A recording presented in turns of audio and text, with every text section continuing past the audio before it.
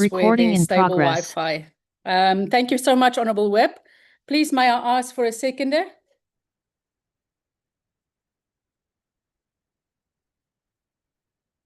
Honourable Peterson. Thank you so much, Chair. I second. Thank you very much. Colleagues, this morning we continue our crucial oversight work as it pertains to sanitary dignity. As you know, we are the custodians of the rights of women, youth, and persons with disabilities. But one of our key focus areas as this portfolio committee is also sanitary dignity. And today we turn our focus to sanitary safety. Just recently, the University of the Free State published a very important study that was widely covered in the media and on other platforms, which for the very first time provides comprehensive data on endocrine disrupting chemicals in sanitary products. In fact, their study found that at least in all the products that they tested, it contained at least 2 endocrine disrupting chemicals with high detection frequencies across pads and panty liners. And while the estimated daily doses may appear low, the research, as I understood it, highlighted the actual health risks of repeated exposure to these chemicals. Now, also this morning, what we would like to know from the South African Bureau of Standards is whether they believe that sanitary products in South Africa are safe or not. I didn't really get a sense in their presentation that they were particularly speaking to that issue, but we will ask them to, of course, speak to the matters of sanitary product safety when they present after the University of the Free State. And we can also ask them what additional testing or increased standard settings they will be able to implement to ensure that the safety of our sanitary products. So colleagues, as you also know, we had extended in our last meeting an invitation to the Department of Women, Youth and Persons with Disabilities, as well as the Department of Health. Unfortunately, today is World TB Day. The Honourable Minister wanted to appear before us, the Minister of Health, but we have granted them an opportunity to engage with us next week. So today we'll only engage with the University of the Free State and the South African Bureau of Standards on the topic of the safety of our sanitary products, whereafter next week we will give an opportunity to the Honourable Minister of Health and the Honourable Minister of Women, Youth and Persons with Disabilities to also address us on this matter. So without further delay then, I will hand over to you, University of the Free State. If I can just ask that you please introduce your delegation that's with you. I can see you are unmuted and ready to present, so over to you. Thanks, Honourable van der Merwe. I hope you can hear me. We can. Yes. Wonderful. Well, thank you for the opportunity. I'm Professor Ray, the Deputy Vice Chancellor for Research, Innovation and Postgraduate Studies. And joining me on the team is the Executive Director for Communications, Professor Yilva Rodney-Gumede, who she's waving her hand. And then also with us is the Dean of the Faculty of Health Sciences, Professor Deliwe Rene Hetlu, who's waved her hand. And then on my left is Professor Dion Visser, who was the lead on the study. And then we have Professor Marifi Schitter, who's also part of the study. And also joining us is Professor Raima Raj, who's the head of obstetrics and gynecology at the University of the Free State, a joint appointment with the Department of Health, Free State Health, and our Senior Director for Communications, that is Lasha Loda. From our side, thank you. We understand you want a focused presentation of the findings, which we will do. I just make an opening statement to say that the research that was conducted by Professor Visser and his team was a multidisciplinary team from the departments of chemistry and microbiology and biochemistry that produced the article that was published in the journal Science of the Total Environment. And the purpose of that research was to provide a scientific baseline for the presence of endocrine disrupting chemicals in locally available pads and liners, supporting the development of evidence-based safety standards. And I'm going to, with that, Honourable van der Merwe, hand over to Professor Dion Visser. Thank you, Chair. If you could put the slide up. Good morning, Chair, and your colleagues on that side. It's a pleasure to share our research with you, and feel free to ask any questions, should I not be able to present it fully. So next slide, please. Rian, I think you should sit there, please. So this is the front page of the study. It was highlighted already now by Prof. Reddy, so I can move on. Thank you. Next slide. So the major research goal of this whole study, it falls actually in a much larger study that we are doing have been doing for the last 4 years, and that is actually helping to fight period poverty. I'm not going to go into too much details to waste the committee's time, but we started this research because we heard a radio station saying how many people in South Africa don't have access. And we just felt as chemists that we want to work in a field where we can help provide not only materials that can possibly help, but also provide science in this field. So the larger study includes social scientists, and now also recently medical people from the medical field. The main issue, one of the main issues that we wanted to address, is the environmental concerns with all sanitary ware, including baby nappies. They take 500 to 800 years to biodegrade in the environment. So that was one of the main concerns. And we also knew that the SABS test pads for microbiology and for absorption or physical properties, but there isn't any testing for chemical properties at the moment. Next slide, please. So just to talk a little bit about EDCs and recent remarks that's been made by big groups. You can see the first one is the University of Pretoria's EDC toxicology students, saying there's sufficient data to identify them as a problem. The US Environmental Protection Agency saying there's little doubt that small disturbances in EDC exposure can lead to probable lasting effects. And then a recent study in February, after hours, was done in Europe. And they tested 81 headphone products, and they found 100% contamination with or traces of these EDCs in headphones. Just to also indicate that these chemicals are all over in our environment. Next slide, please. So the mandate was to really work in a field where people have access to safe sanitary ware, and also considering the environment.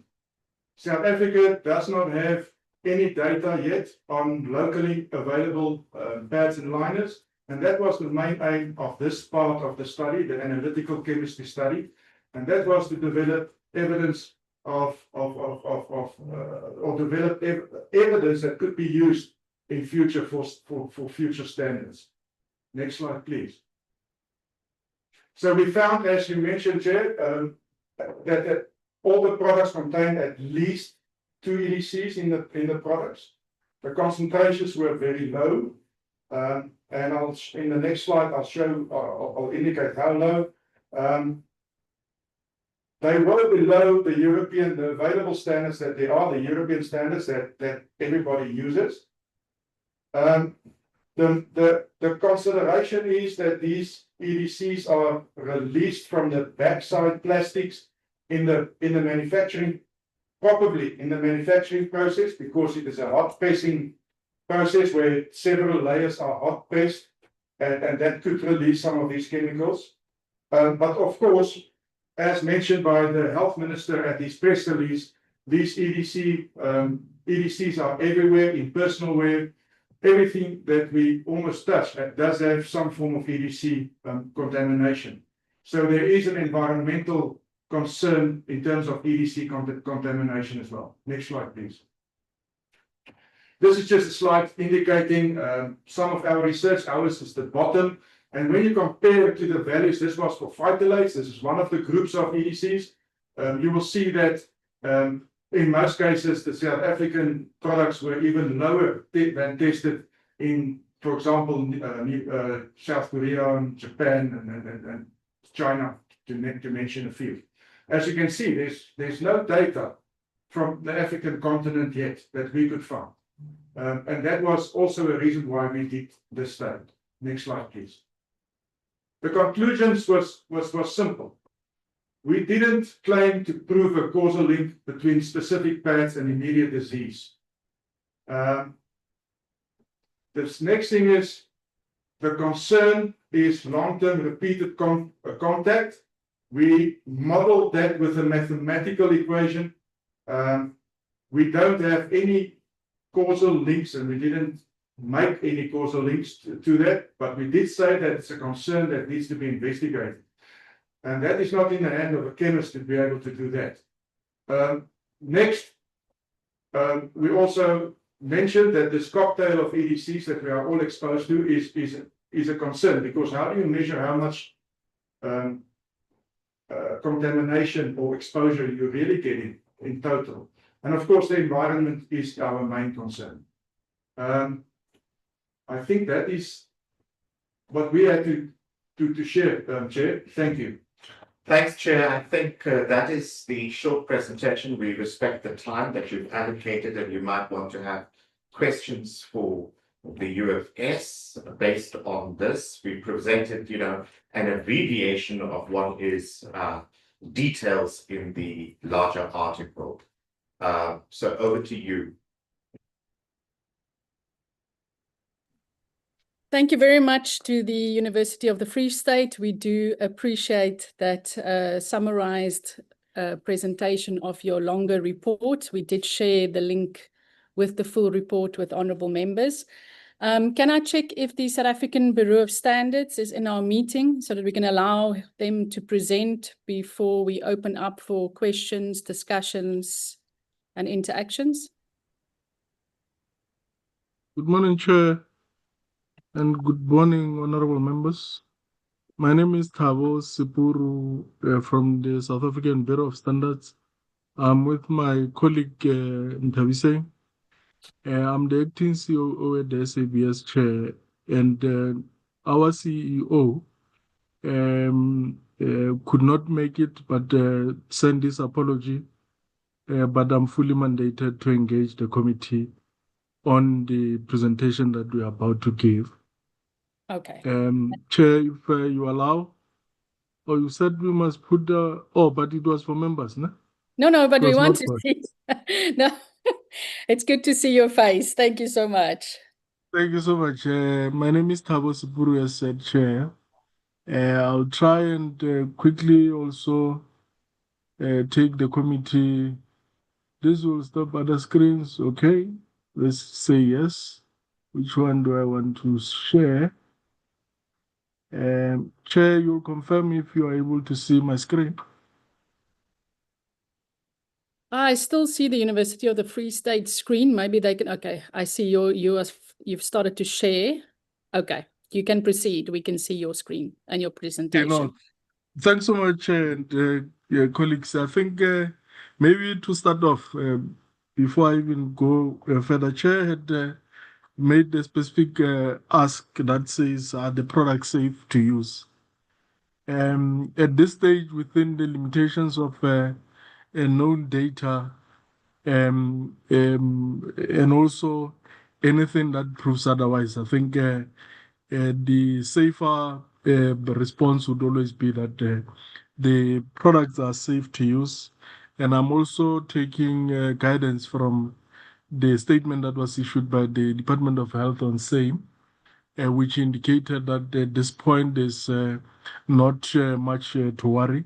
How we have coined our presentation was also to try and illustrate the differences in terms of the roles that the different entities play. So quickly, Chair, the setup in terms of where we are is that the SABS is an agency of the Department of Trade and Industry. There are many other agencies within the department, but we fall under the category of agencies that are called, that are responsible for the country's quality infrastructure. And that is mainly where activities such as standardization, quality assurance, accreditation, and metrology are sitting. So directly linked to it, there are 4 agencies that are sitting under this quality infrastructure. The first one being ourselves, the second one being the regulator, the national regulator for compulsory specifications, the third one being SANAS, and the fourth one being NEMISA, which is responsible for our national metrology. The next slide, Chair, is just to say who are we as the SABS. In terms of the setup, we are responsible for, as the Apex National Standardization Institution in South Africa. So we are mainly established through the Act of Parliament that mandated us firstly to develop, promote, and maintain the South African national standards. We are also then mandated to promote quality with respect to commodities, products, and services. And lastly, we are also allowed to render conformity assessment services with respect to all other needs that the industry would be having. How we are structured, the first part is that we develop standards. We train against the standards. There's a larger proportion of advisory services that we render to SMMEs. And then the next leg is us providing a certification. And this is where we are certifying products such as the ones in question. And then we are also able to test against these national standards. So within our portfolio, we have over 7,800 national standards in our library. We have the largest pool of accredited quality auditors in the region. We have about 28 test laboratories with technical experts and technical signatories. And we are also operating within the framework of the membership of international and regional standards. So you will see that most of our South African national standards are direct adoptions of International Standards Organization, as well as IEC standards. And so we, through our membership, we also have, through SANAS, a membership within the International Accreditation Forum, as well as International Laboratory Accreditation Corporation. So what exactly? So we thought, let's maybe just explain so that it is understood that SABS is not responsible to issue standards. Because standards that we are responsible for these standards on behalf of the country. And these are standards that are developed through a multi-stakeholder consensus process. Who participates in this technical committees? It's mainly technical or subject matter experts. We have regulators, we have industry representatives, we have public sector stakeholders, and we also have academia as a part of these technical committees. And so the standards that we are developing on behalf of the country, we acknowledge that they are evolving, informed by scientific innovation, manufacturing and regulatory environment. And as such, they are not static. And from time to time, they are reviewed through the structured technical committee process. In terms of the standard in question, share that the regulatory context for menstrual products are regulated under the SAPRA, which is an agency of the Department of Health, as part of the cohort of medical devices. And so we do have a quality management system called SANS 13485, which is a medical devices quality management system. And so what does the SAPRA do? Through market surveillance, compliance monitoring, as well as investigation, they are also responsible for product recalls as part of them executing their mandate. What is the current position of the standard that is responsible for the menstrual products and sanitary pads in particular? That SANS is called, it's SANS 1043. So it falls under one of the technical committees that we have within the SABS that deals with medical textiles. And so we have already stated that the committees, the majority of participants in this committees are manufacturers. And then we also have a proportion of which comes from academia through researchers, laboratories, because they would have to be able to then test against this requirements. Health consultants, we have government, as well as specialists in the form of gynaes. And in terms of the recent developments, I think the University of Free State has just presented. We have also then extended an invitation for them to join the technical committee so that they can then contribute towards the enrichment of the revision of the standard. And so they have joined. We have also in the committee additional researchers coming from UNISA. And so I think the next part is just to state that currently the standard does not prescribe mandatory testing of EDCs because it mainly focuses on microbiological safety, hygiene, as well as performance. There we are looking at absorbency and as well as marking and labeling requirements, and that's where you would have manufacturers' claims on what the standard can do.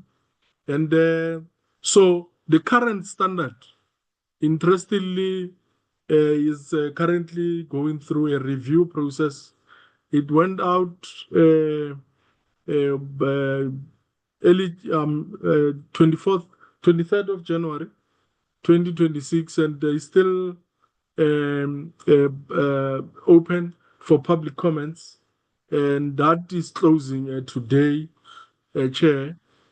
And so we have also confirmed that in the area of manufacturers, we have two of the current ones that are distributing these products, holding the SABS mark of approval, And one must just state, Chair, that this is mainly because listing for the mark is a voluntary process that the individual manufacturers make a call on their own whether to list their products so that they can use that as an additional measure of quality. So the new amendments for this standards mainly requires additional markings, and what we have seen so far is that there is an aspect that has been highlighted on fiber composition, declaration of substances and additives, treatment and all cautionary statements on the use of these products. We are also a member of ISO, which develops or is responsible for development of global standards. We have also stated that within our portfolio, I think over 70% of our standards are direct adoption from these international standards. We, through that body, we are also a member of TC 338, which is an ISO committee on menstrual products. And that committee was established in 2022. It's currently looking at the development of an ISO 25130 on menstrual products, which will be looking at the general and safety requirements. It will include chemical limits, allowable limits, and the planned publication date. It's December next year. And when that standard is published, Chair, we will be able to take it on and adopt it and reference it in our own South African national standards. And of course, we do this through committee participation. And the last slide, we just thought we must just show the committee that we do have other standards for medical textiles. And this is the list, Chair. We thought let's just give the committee an update on the work we are doing in response to or with regards to standard development around menstrual pads. Thanks so much, and committee members.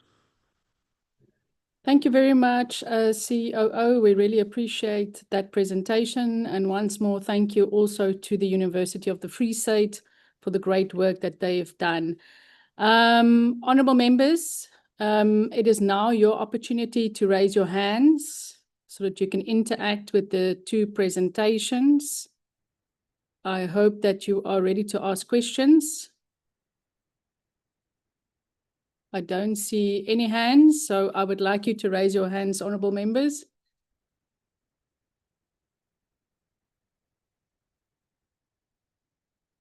See the hand of Dr. Letlape. I see the hand of Honourable Khadebe. I see the hand of Honourable Mayolola, of Honourable Sotetsi, as well as Honourable Mkunu, as well as Honourable Chauke Aduanis.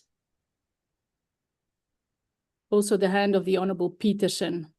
Honourable Shabango, good morning, Honourable Shabango. And Honourable Kanile.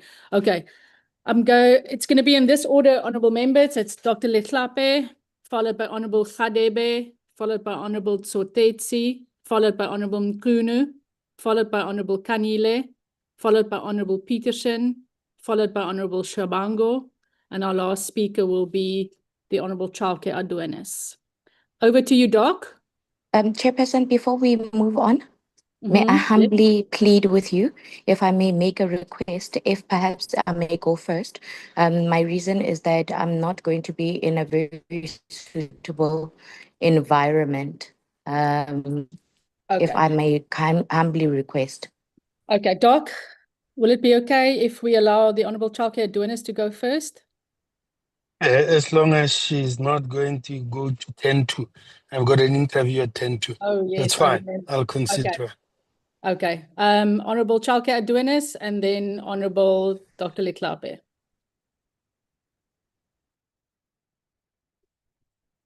Thank you very much, Chairperson. I am showing myself that it is not AI that's speaking. I hope that I am visible. And I will switch my camera off again. Thank you. Thank you. Thank you very much. Thank you very much, Chairperson, and greetings and the honorable members once again, and also the industry experts that have joined us in the university and fellow South Africans. Chairperson, I am going to ask a few questions in terms of the university's research and the publication. My first question would be in terms of the processes that were then followed when conducting this study, were there any sort of engagement with the relevant government departments, such as the Department of Health, the Department of Women, Youth and Persons with Disabilities, trade and industry, regulatory bodies, etc., when they were conducting their studies? And then number two would be in terms of the research that was conducted. It was indicated that it was advanced, or it was initiated on the basis of ensuring that women across South Africa gain access to sanitary dignity products. Now, what led to this type of scientific research, and is this the only what I say, chemical that has been tested when they were conducting their research? Equally on that, have they also gone and referred on international findings when it comes to EDC?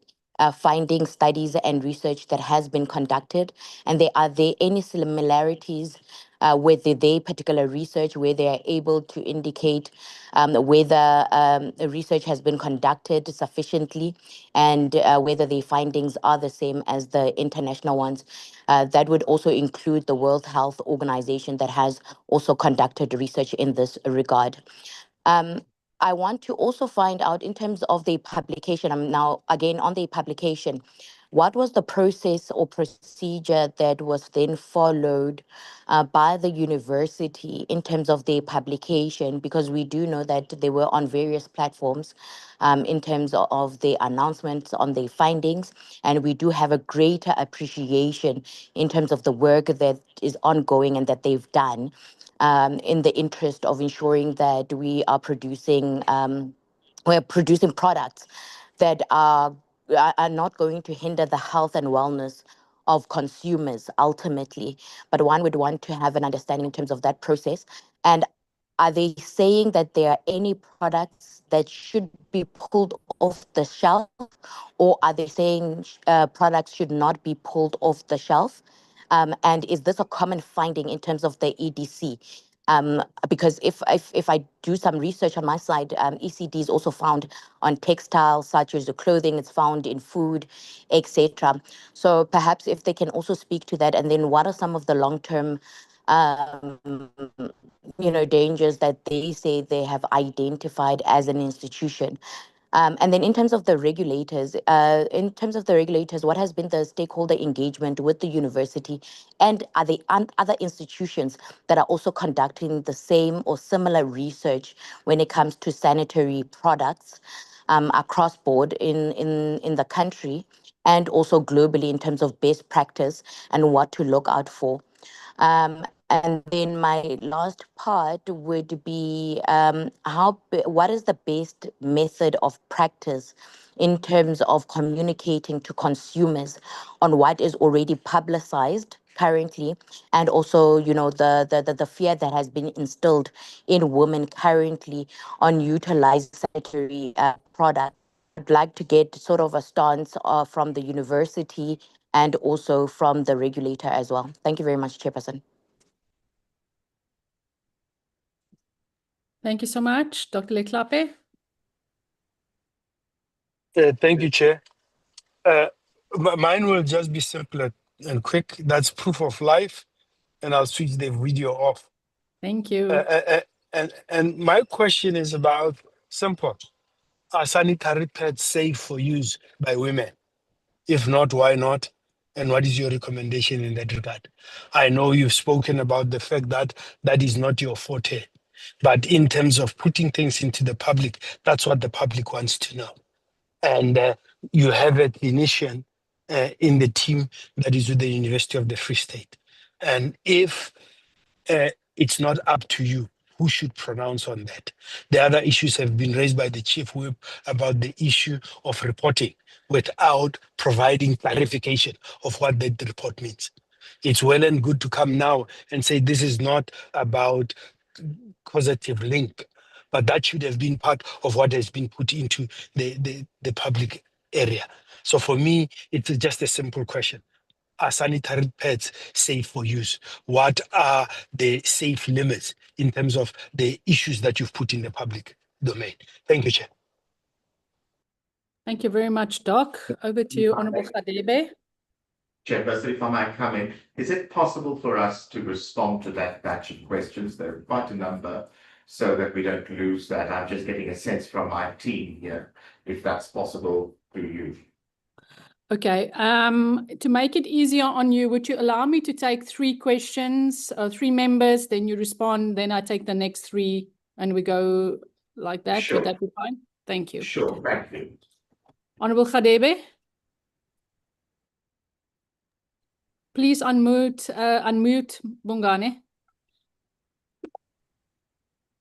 Yeah, thank you very much, Chairperson. Sorry, my apologies. Thank you very much, Chair. I don't know if we have an interpreter. Ngoba ngifuna ukukhuluma. Do we have, Chair, an interpreter? You can kuluma isiZulu, but the problem is that the translation will be for honorable members on the platform.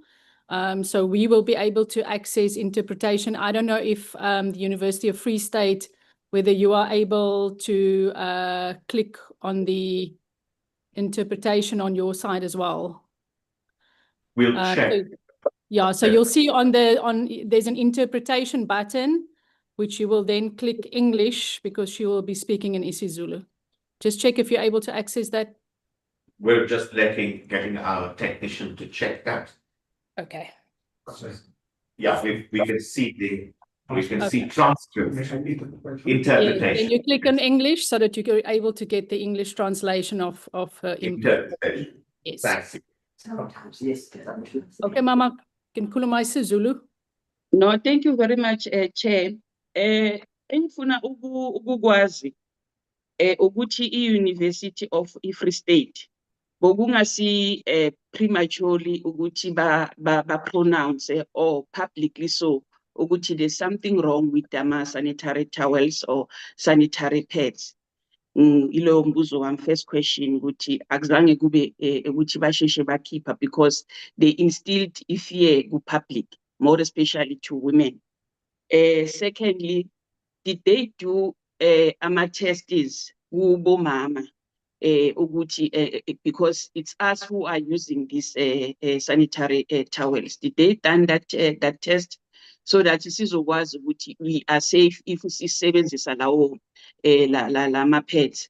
As I'm speaking, I'm currently going through some operations for my womb. Maybe it's possible that I was using the wrong pads, colleagues. Yilo nje engifuna ukuthi ngikuveze ukuthi bawenzile or did they pilot ngabo mama ukuthi ba check ukuthi indeed lama pads asebenziswayo are safe for South Africa for abo mama abawasebenzisayo. Thank you very much. Thank you very much, Bongane.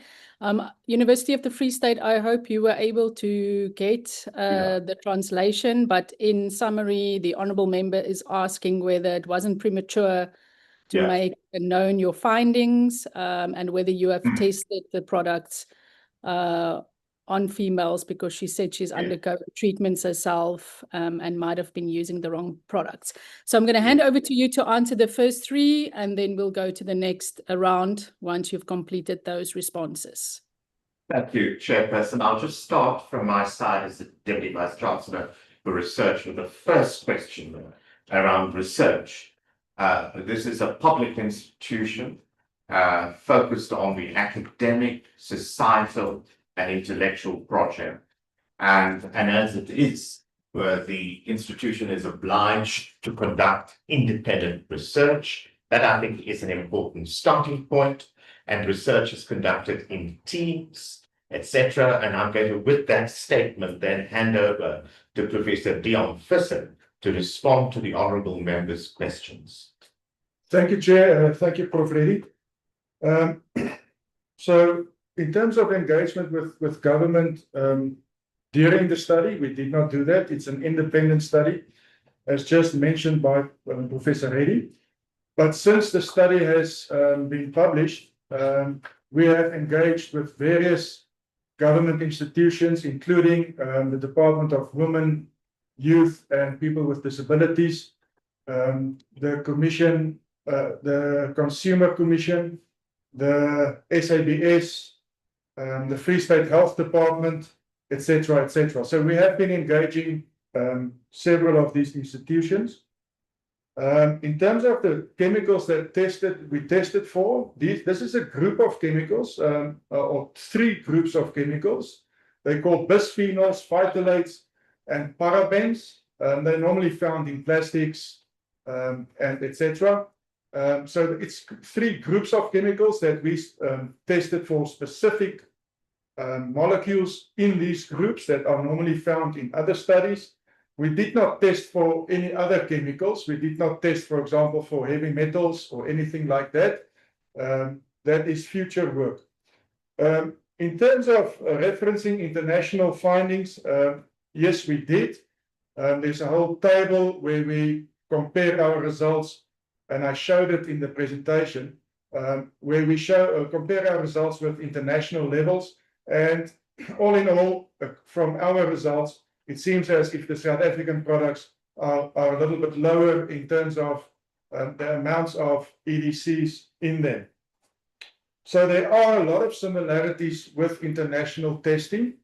And that was one of the original goals of this study, is to see what the situation is like in South Africa. And I want to put the emphasis on this again, that we did a study that tested for the presence of these chemicals. That's it. We didn't go any further. The publication process or procedure is a peer-reviewed process. So in this case, we submitted our manuscript with the scientific data and the supplementary data to the editor's office of the journal that we used. That was back in September. If I remember correctly, it might have been early October. This manuscript is then sent out by the editor to other experts in the field to evaluate the science. They come back with suggestions, and if your publication is good enough or your work is good enough, it is published in the end. And that is what is called the peer-reviewed process. So that is.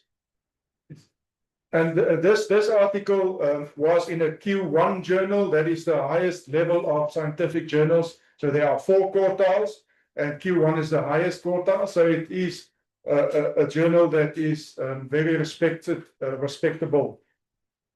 We don't ever want these products to be pulled, and we never set up any of the products that we tested. Pulling products would increase a different problem. Apart from the fact that the levels of these chemicals are very low in the existing products, but we can't take sanitary ware away from communities that rely on government handouts, etc., etc. That would be the worst thing that we can ever do. So in terms of regulators, I think I've answered that. We have engaged with the regulators, but only after publication. And the reason is we are an independent research group or research university, and that is how we present our research.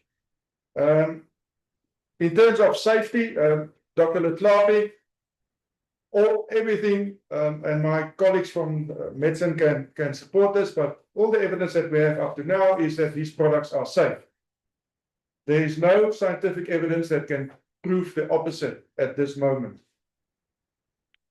In terms of maybe using the wrong pads or anything like that, the study showed that all the products that we tested had some levels of these EDCs in, at least 2.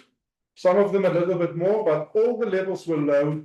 And again, we cannot from that give medical advice or even consumer advice. That would be, I think, not our place again. I think I've answered everything, Chair. If there's anything that I missed, please let me know. Thank you. Thank you very much. We will continue the questions. Honorable Tsotetsi, you are up next. Well, thank you very much, Chairperson, and good morning to everyone that is in the platform. I just have 2 issues, Chair. One is with the South African Bureau of Standards.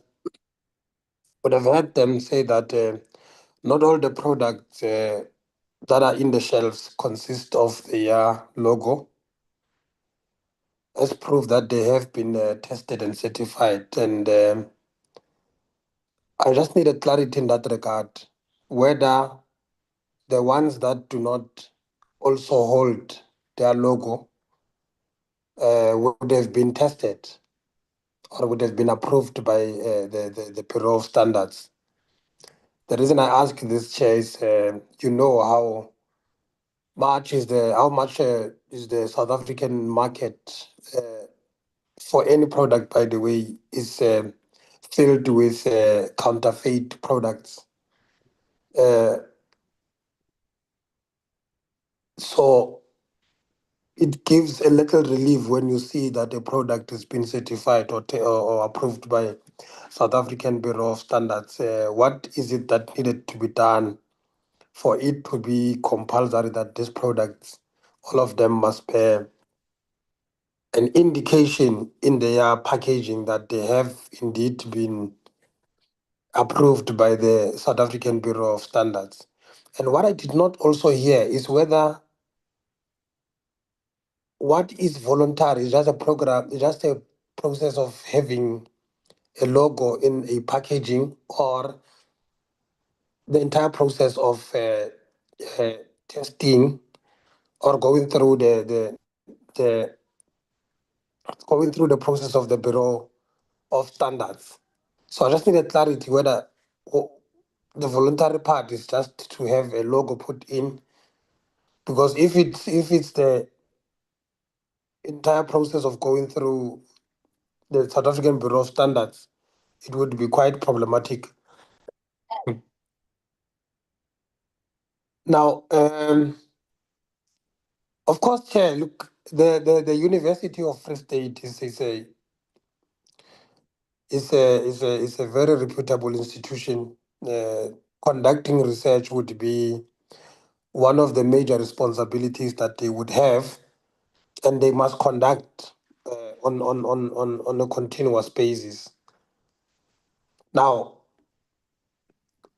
since it is a reputable institution, you know, the communication that comes from the University of Free State or any university on any matter in society will actually be more relied on, unlike if a municipality, for instance, can say something. People will tend to believe what the university says than any other public institution. That's simply because they base their facts around scientific research. Now, the question that I want to ask, having said that, is there any public communication protocols that have to be put in place, particularly on areas that can easily create or spark panic around society? in as much as the university will be reputable, communicate scientifically researched content, but panic is sparked by a possibility of people dying out of using this product that the university would red flag or would raise some of the issues around. I would like to check if there is any communication protocol in that regard. And then Dr. Tlhape would have asked the question if this sanitary pads are safe to use. And the response is that indeed there is no evidence that suggests that they are not safe to use. But in the research paper, the research would have said that there is no immediate danger. But it explains some scientific expression of these chemicals interacting with the tissues, but ultimately suggesting that there isn't any conclusive evidence that in the long term, whether they will be safe or not safe. Now, I just needed them to qualify the part where they said it's safe to use. Does it also include the long-term effect of contact of this ACT and the tissues that the research would have spoken about? Let me pause there, Chair. Thank you very much.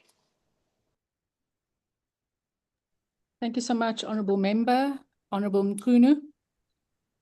Ngiyabingelela ekuseni Chairperson, ngiyabingelela bonke abantu abakhona emhlanganweni, ngiyababingelela. Imibuzo yami izoqonda ku-SABS.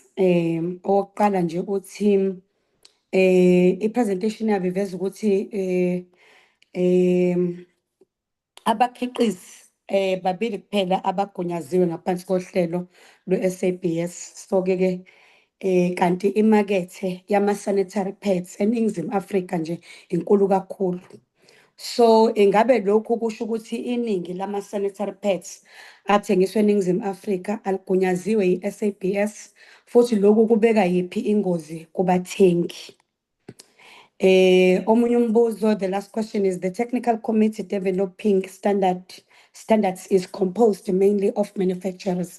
The question is, how can the public trust the integrity of the standards process when the majority of members of the technical committee are manufacturers who have commercial interest in the outcome? And another question is, will SABS commit to ensuring stronger representation from public health experts, women organization, and the independent scientists? Maybe the last one is, can SABS confirm under oath that all sanitary pads currently used in government programs are free from harmful chemicals? Thank you, Chair. Thank you so much, Honourable Mchunu. The last person for this round, before we go to responses, will be the Honourable Kanile.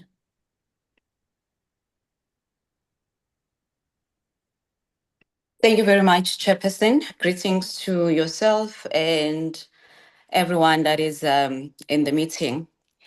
Chair, I'd like to firstly welcome the presentations. How are you? Honourable Mchunu, just mute for us, please. My apologies. Honourable Kanile. Just please proceed. Okay, Chairperson, thank you very much. And greetings to you and everyone that is in the meeting. I also would like to take this opportunity and welcome the presentations that have been presented before us. Chair, I also want to take this opportunity and thank you for how you have responded swiftly when we wrote to you and requested that as Parliament, we really need to scrutinize further these reports that were out there in the public so that they come before us, because as we are in Parliament, we are mandated by members of the public. And it's very important that when members of the public are concerned and we are concerned, we get the institution that has released their findings so that we scrutinize the matter further. Thank you so much for taking this matter seriously. Chair, with that being said, first and foremost, I'd like to indicate that I am concerned with the presentation that we have received and what has actually been presented before us today, considering the number of women and girls within our country that are so terrified because of the reports that we have received. Also, I'm going to be in support of the question that was asked by Honorable Khatebe, where she wanted to find out if the university thinks her sickness or the operation that she needs to go is linked to this ETC that has been detected. Because in the report that we have read, especially when it comes to the health concerns that were raised, it indicates that these chemicals are known as ACDs, and they can interfere with hormones linked to hormonal imbalance, fertility issues, endometriosis, and certain cancers. If you read this report, there is no way you cannot be worried as a woman. We are all users of sanitary towels, and we use them every month. And they also indicated that if you use them over a long period of time, they may pose a risk. With that being said, Chair, I think I would want to reiterate on the question that was asked by Honorable Tsotetsi, that when the university says the sanitary products are safe to use, do they mean they are safe to use immediately? But then what's going to happen in the long term? This is coming from their report. And also, Chair, from the questions that they, the answers that they were providing, I heard one of the presenters indicating that some of the ECD that was found is just 2, EDC is just 2, and on some products, it is more. I understand that they have tested 16 sanitary pads, number one. Number two, they have tested about 7 to 8 types of panty liners. What I would like to find out is which are those sanitary towels that only have 2 ETC, and which are those sanitary pads that have more. I would like them to go into the specifics so that when we go to the shops, we know exactly what we are dealing with. And Chair, we have also called on the National Consumer Commission to run further tests on these products, and we have seen their response. They have indicated that they will be running further tests. We do believe that from now we are also going to have to wait for their report so that we can ascertain the safety of these sanitary towels. Chairperson, another question that I would like to ask is based on the findings of the university, what is the actual risk to users, particularly adolescent girls and long-term users? And to the SABS, I think I would just want them to give me a confirmation. I think if I was listening to their presentation properly, they indicated that they are not testing the ETC. So what I would like to find out is that for a sanitary product to finally have an SABS stamp, what steps or what exactly are they testing? So that I think this is really important for us, Chairperson, and for South Africans, so that when we buy these sanitary towels, we will know that we are using products that are safe for our lives as well. I would also would like to find out, Chair, through you from the university, if going forward, are they maybe looking at conducting a further test on the tampons and maybe on the menstrual cups? Because I have been hearing a number of people that have been interviewed that have vouched for the sanitary, not the sanitary, the menstrual cups, that they are safe to use. But I'd like to find out from the University of Free State if they will be considering to conduct more tests on the tampons as well as the menstrual cups. Thank you very much, Chair. Thank you so much, Honorable Kanile. I'm now going to hand over to the acting COO of the South African Bureau of Standards, whereafter I will hand back to the University of the Free State. Let's start with you, Acting COO. There were some questions directed to you. No. Thanks so much, Chair, and thanks, honorable members. Maybe let me start first with honorable member Sotetsi on whether the products that would not have the SAPS approval, would they have been tested or not? And also the question around voluntary process within the to access SABS services.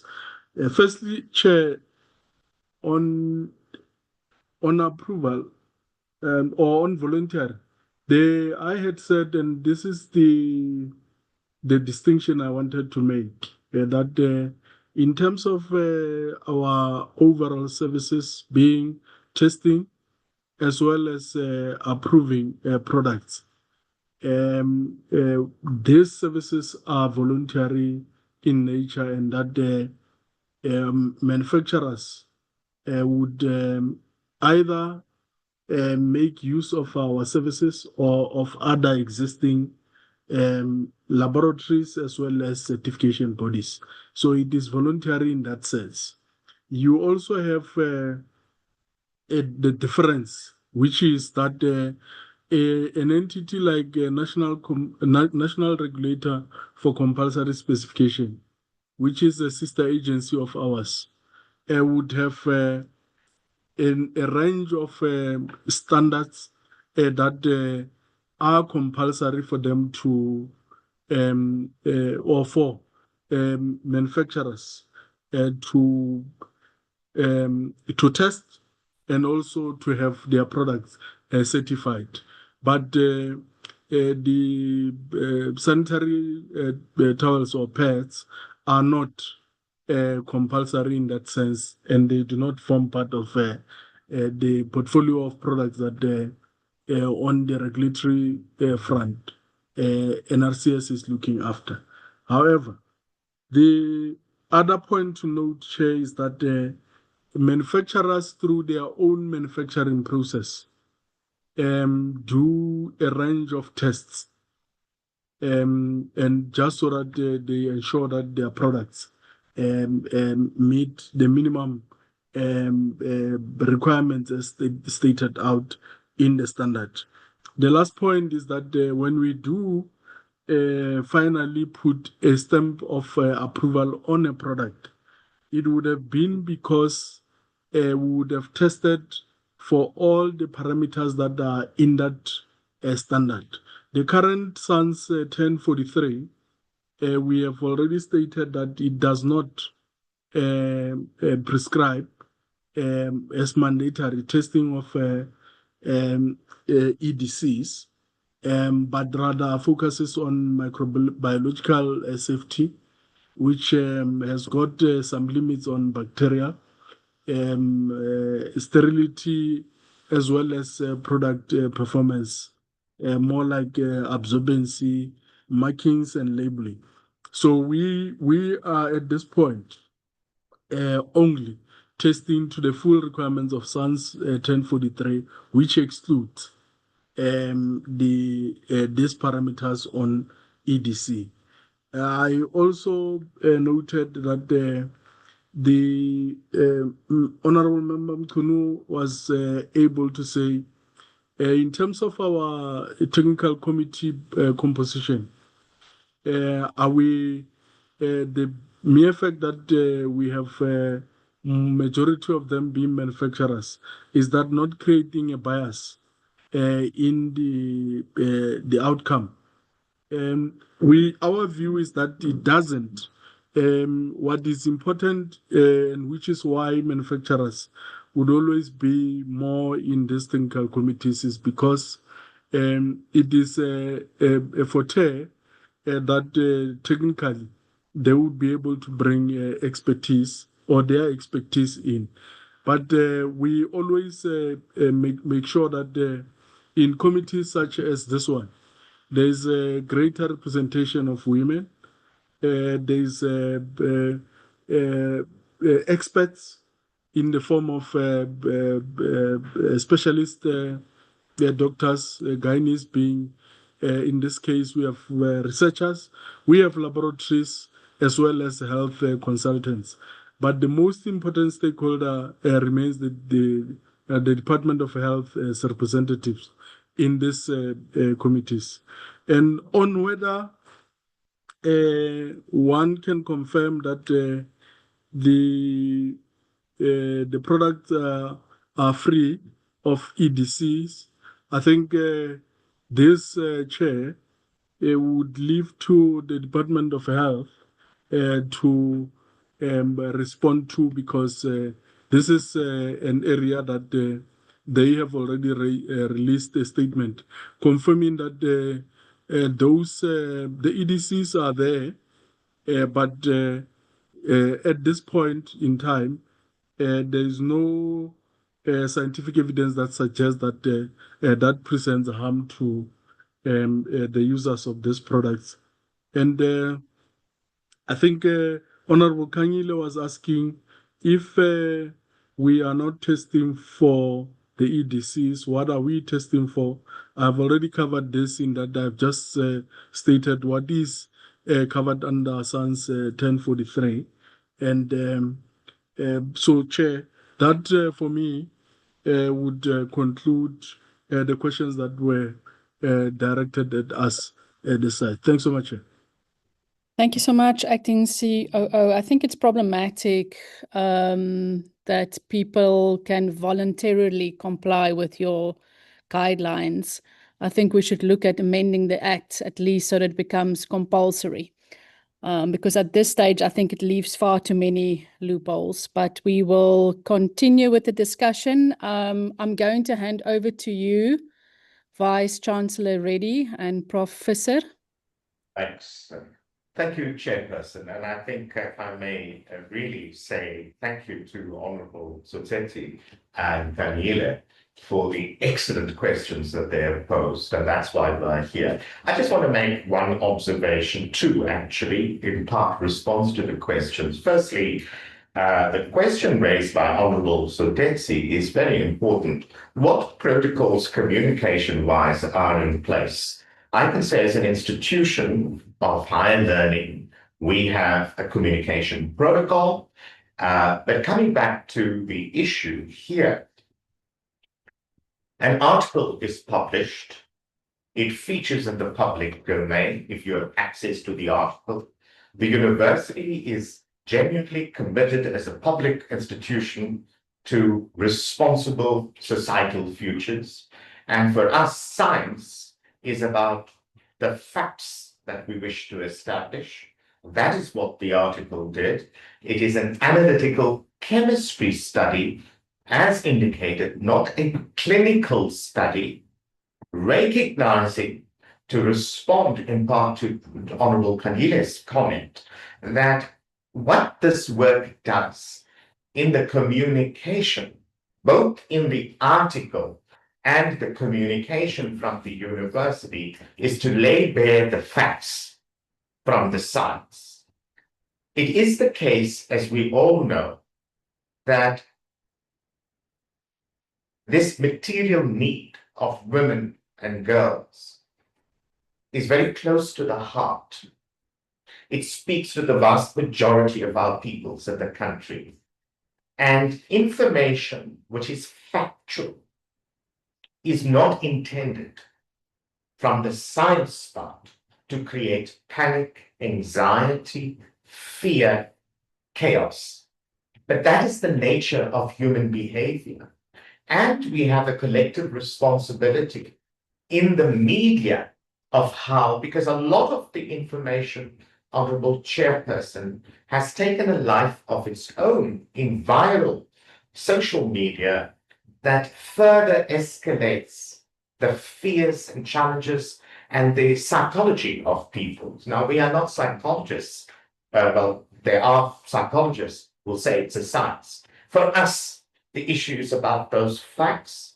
But to come to Honorable Kanyile's question around risks, we have said repeatedly engagements with a number of stakeholders from the state, and parastatal in terms of communications around what further is needed here.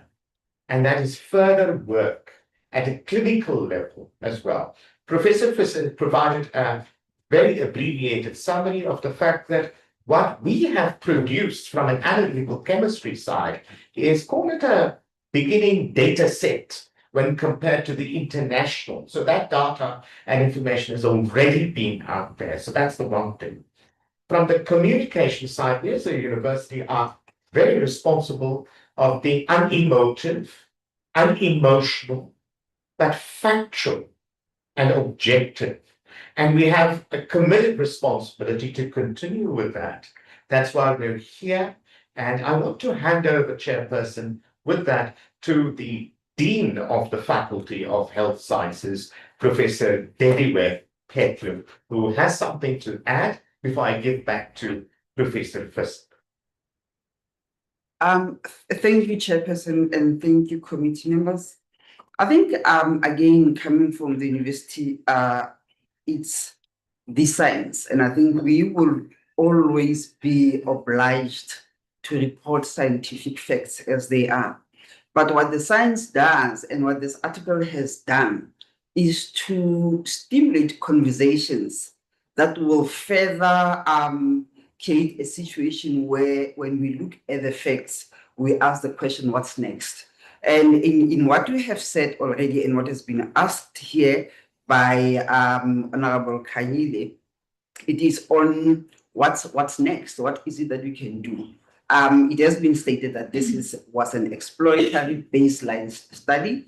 What it then means is that from the health perspective, we should then take hands with the chemists that have put on the facts and potentially ask the question, how further can we take this? And I must state that research it's money. And if we go further, we're going to have to hold hands further, not only as the university, but the hands with the Department of Health, the hands with all those are involved to say, how do we then test further? How do we then say what we now know can happen in the future or can result in the future? At this point, we don't know. What we know as a fact is that they are there, they are present, but how do we then link it further is something that then can be taken forward. And from a national and international, if you look into the international sciences, this type of conversation has been in the media. I think what has been interesting is that most of the time when science comes out, it is being read only by the elites, by the people who know where to find it. And when it gets into the areas where everybody can then read them, it gives us an opportunity to say, this is what is happening and how do we further move from there. So if I have to ask to answer the last question that was asked by Honorable Kanyile, which says further, what are the further tests on the tampons or sanitary cups? It can be something that has been done. We just don't want to commit right now to say we will do it, because it is something that the health department and the funding instruments that could support such work could be, if presented, I think the task can be taken. Thank you. And I will give Professor to continue to add. Thanks. Thank you, Prof. I think you answered basically everything. In terms of the question about long-term exposure, it was definitely mentioned in the study, and that is something that needs to be researched, as was mentioned just now, and for that you would need clinical studies, etc. In terms of identifying specific sanitary pads that have more or less in than the other, it is in the study, it is available in our literature, but the point is these levels are so low and we didn't establish any causal effects for specific chemicals. So it would be premature to say that this pad is better than that one, etc., etc. That would be doesn't fall within the scope of our study. Thanks, Chairperson, Honourable Chairperson. That's the response from the UFS team for now. Thank you so much, Vice Chancellor Reddy. We will then take the last hands. It will be Honourable Peterson, Honourable Shabango, Honourable Adams, and Honourable Mayalola in that order. Thank you so much, Chair. I hope I'm audible enough. I'm just going to do proof of life to We can show. see you. Thank you. Okay, Chair, greetings to everybody, presenters, members of the public, and honorable members. Chairperson, I think judging by the responses from the presenters, I don't know if it's safe to say that panic was caused, and now judging by the responses, I'm going to assume that the sanitary products are safe to use. However, I have questions to SAB. With over 7,800 standards in place, how does SABS ensure that older standards remain relevant in rapidly evolving scientific environments?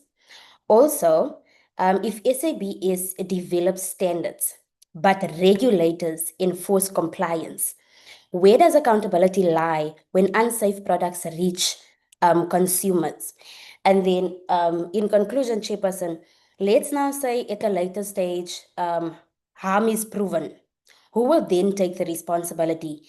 The standard setters, the regulators, or the manufacturers? Thank you, Chair. Thank you so much, Honourable Peterson. Honourable Shabango, it's your opportunity. Thank you, Chairperson. Good morning, honorable members. For find the platform. I think I was visible enough. Yes, thank you. Can you, Honourable Shabango, just come a little bit closer to your mic?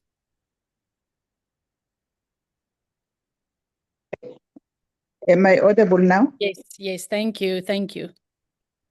Thank you, Chair. Chair, let me also welcome this presentation that was done here. We appreciate it. Though my questions, as other members have asked, the prematurity of releasing the report in the research in public, it was raised by other honorable members. If I look at the questions and the response by the University of Free State, it definitely proves that. Chair, the presentation mentioned that the EDCs may be released during manufacturing processes. Is there supporting evidence that proves that? Because I remember that as they were presenting, they said the environment may be contaminated, which the way it's said, there's no concluding evidence. Is there a continuous research to actually conclude on this? Also on the health risk, you stated that there is no proven causal link with health outcomes. And if you say so, what do you expect from the parliamentarians as policymakers? How do you think the policies or legislations need to be strengthened? Because now this limitation that we are mentioning here to say there is no causal link with health outcomes is still, it's a bit ambiguous because it doesn't give a tangible final effect. So I was trying to think, what is the expectation from us as parliamentarians with regard to these findings? There's, like I've said, Chair, that when I was listening and thinking about the questions, for me, I want to agree with other honorable members on the prematurity of the study that was released in public, causing a panic while the research still need to be taken further. Because the presenter said while he was responding, I think, to Honorable Lehlape, or the first three members, he mentioned that they did this testing of disease, they did not go any further. Has there been engagement with medical public health researchers to take this work forward? I know that you mentioned that you are independent, but I mean, other members, they were talking about involving other stakeholders, of which I would also think that is something that was supposed to happen before pressing a panic button, because this research is out there in public, and people, they don't read all these details, they don't ask all these questions that we are asking, they don't get these answers that we are giving here. All that is going around is that sanitary pads are not safe. There's a research that was done by University of Free State. Ordinary citizens of South Africa, they will not go through these details. They just took the word that it is not safe. You also mentioned that South African products, I think, if I'm not mistaken, you said sometimes they have a lower level than countries like Japan and South Korea. What explains this variation? Does it mean that our products are safer or simply differently regulated? If I go to the shop as an ordinary citizen, what are you saying to me? Must I search for South African product or what? I would close by saying that this research, for me, I don't know how these findings that we have released that are practically assisting the government in strengthening the regulations and procurement standard, even the monitoring standard, because it's not finalized. Yes, it's here, we have done something, but there are some limitations, there are gaps that needs to be filled for the government, for us as parliamentary to then know what we're supposed to do. For now, the study was released very prematurely, and unfortunately, it has caused unnecessary panic in the public. I thank you, Chair. Thank you very much, Honorable Shabango. Over to you, Honorable Adams. Thank you, Chairperson. Let me put on my video so that you can see you are not speaking to a ghost. Thank you, Thank Chair. you. Thank you. Good morning to all on the platform. And thank you very much for the presentation, Chairperson. I will immediately start with my questions. What is government response to the findings by the University of the Free State regarding harmful chemicals in sanitary products? And then, Chair, are current South African standards adequate to regulate chemical content in sanitary pads? What role is the South Africa Bureau of Standards, SAPS, playing in reviewing product safety standards? What are the potential long-term health risks associated with repeated exposure to disease in sanitary products? Are there any plans to conduct human-based or clinical studies, since the current study was laboratory-based? Almost done, Chair.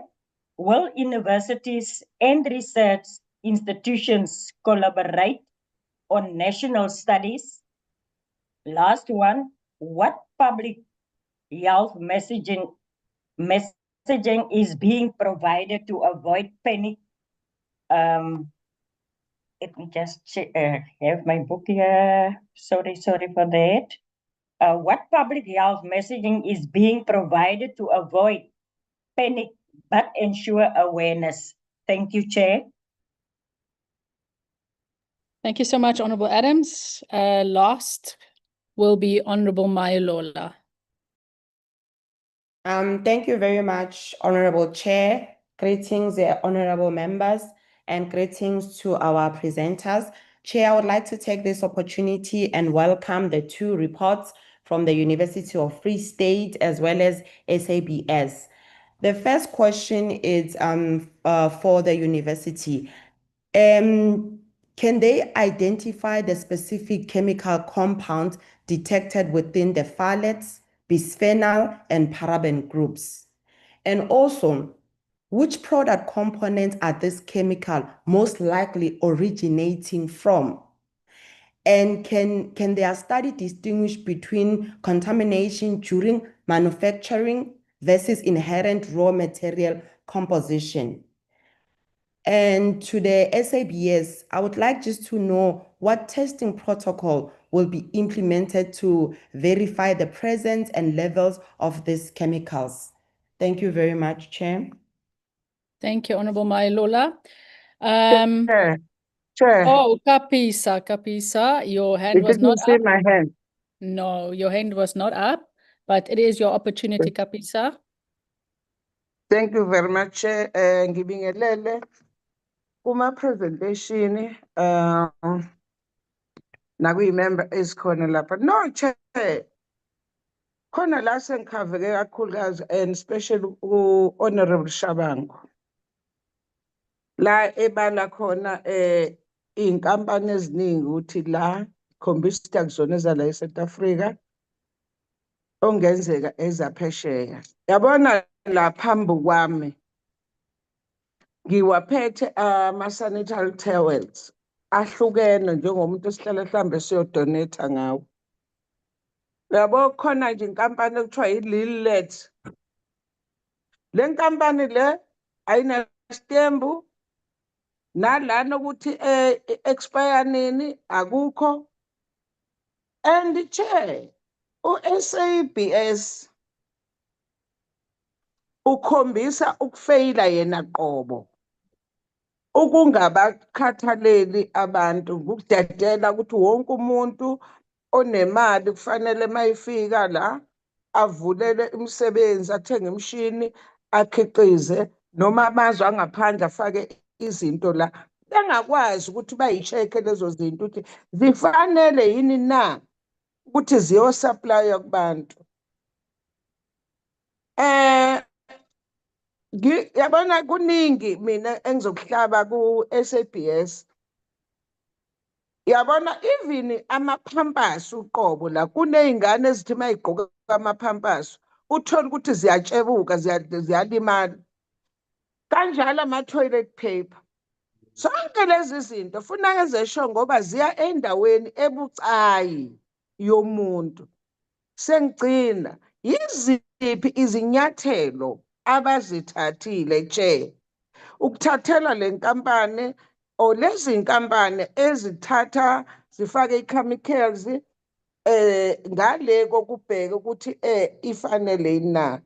Ngoba siyokhumbula ukuthi la eSouth Africa noma emazweni amaningi sine-HIV now through lobo budedengu bomuntu othize ovela afake into azi ukuthi lento izokwanda yanda kugcina sesilimala sesifa. Isitho somuntu sangasese sibucayi. Ngifuna ukwazi nje lokho kuphela. SABS iwona onenkinga nathi ongakhombisi ukusikhombisa. Njengoba ngisho nje ama-pampers khona ukuthi ingane mewagqokile iqubule. Kanjani nama-toilet paper? Abayeke ukudedela wonke umuntu athenga umshini noma kufika impahla bangayinaki. Ngiyabonga Chair. Thank you very much, Kapisa. I also see the hand of the Honourable Cele Ndosi.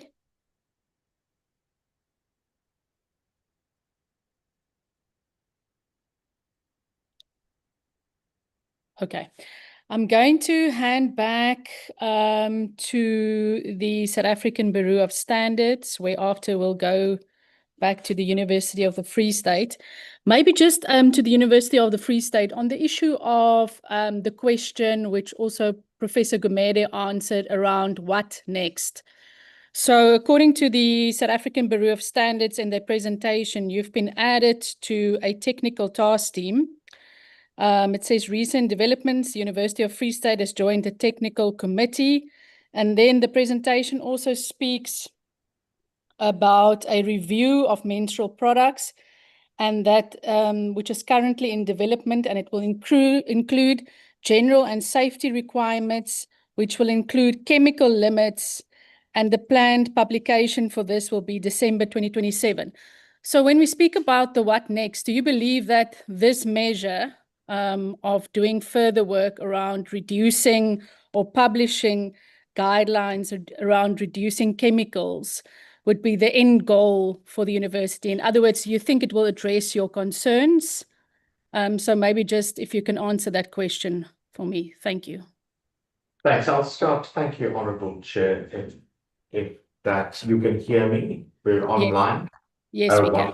Thank you. Now, I just want to start with a response directly to that question, and there will be a colleague or two from the obstetrics and gynecology head at the university who will say something on that one. But just to respond to Honourable Shabangu, who said that in her view, that this is a premature study. For us, as I started out by saying, science is about asking questions, determining the evidence base, and not saying this is the final story. That is what science does. So we have said for us, critically, this is an exploratory baseline study. You have to start somewhere. And what the next steps are, Honourable Chairperson and members of the Parliamentary Portfolio Committee, is that we can't comment on what government's response would be. The minister himself has played a critical role, the National Minister of Health, in this regard, including the Deputy Minister of Women, Children, People with Disabilities and Youth, has also come out very clearly. But I want to hand over briefly, firstly, to Professor Ray Mirage, who's the head of obstetrics and gynecology, and of course, a clinician. Thank you to all the colleagues, to all the honourable members. I think the purpose of the meeting today is for us on this side and for the team on your side to have a take-home message. And the take-home message should be twofold. What is the current situation with regard to safety? And the second aspect is, where do we go from here with what we know? And I'm going to try to answer them. And please forgive me if there is some repetition in the way I approach it. My responses speak to most of the honourable members, but largely to Honourable Member Letlapwe, Sotetsi, Shabangu, and Kanyela, and a mixture of the other comments that were made. So the first question is, are the pads that are available in the market safe to use based on the outcome of the study that was published at UFS? So let me go back and reference our study and remind all of us that this was a laboratory-based detection study that looked at the presence of 3 particular chemicals in these pads and panty liners. And that's the limitation of the study. It was a detection study, not a clinical study. And what the study did show is that, yes, indeed, there are chemicals of this nature, EDCs, in these pads. But it also showed that the levels of these EDCs were actually lower than the levels shown in similar studies in other countries, like Korea, for instance, and fell below the European safety standards for concentration of these chemicals in pads. So this study did not aim to establish causality. I want to emphasize that. It did not aim to establish causality. It simply aimed to tell us whether chemicals are there or not.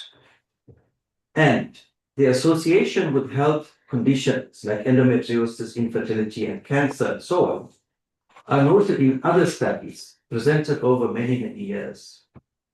So to come back to the question, is it safe to use sanitary pads with the information we have and with the point in time we are in at the moment? And the answer is a simple yes. Now, this is the UFS position. The UFS position does not advocate stopping the use of pads or changing current practice with regard to menstrual care and the use of these products. But the UFS is not alone in this position statement. This position statement echoes 3 credible organizations in our country that have looked at this article, that have investigated EDCs in pads, and these organizations are SASOG, the South African Society of Obstetrics and Gynecologists, the College of Obstetrics and Gynecologists in South Africa, and the Society for Reproductive Medicine and Gynecological Endoscopy, which all echo the same position statement, that there is no need to stop the use of pads or to change the current practice the way it exists. So that's the take-home message for the first part. Now that we know that, what do we do next? As a country, as organizations, as universities, as clinicians, as multiple stakeholders and role players. The way forward lies in looking for safer products, not only for sanitary pads, but for all forms of exposure. But our purpose today is to talk about sanitary pads, because we could talk about all plastic products and the exposure we suffer from them. So currently, the research that we have, largely internationally, are observational, meaning that they don't provide strong scientific evidence to make the claim that there's a direct relationship between the presence of these chemicals in these pads and the disease in the human body. So that leaves a gap. And the gap for research is to establish what the levels of these chemicals are in the blood. Secondly, if indeed they are in the blood, what is their association with the development of disease? And thirdly, if indeed there is an association or a correlation, how can we find better, safer products in the intermediate and long term to reduce the risk, even if the risk is low or not proven? And that is the direction of research that we need to take going forward. Now, did we start anything? The answer is no. It is early days. We've had many preliminary discussions with various role players about these areas that I've just mentioned. But we have to consolidate our efforts, and we will need the assistance of multiple stakeholders in consolidating those efforts and doing this research. So that is an area that we look forward to. So I hope I have given a take-home message. Thank you very much. And if there is any clarity that is needed, I'm happy to offer further guidance. Chairperson, and then just finally with the specific question of compounds, as I think Honourable Mandela might have asked, I think Professor Frissen, as a chemist, will provide that response. Yes, thank you, Chair. The short answer to can we identify the specific compounds? Yes, this is exactly what the study did. So we can do that, and we have the ability to do that.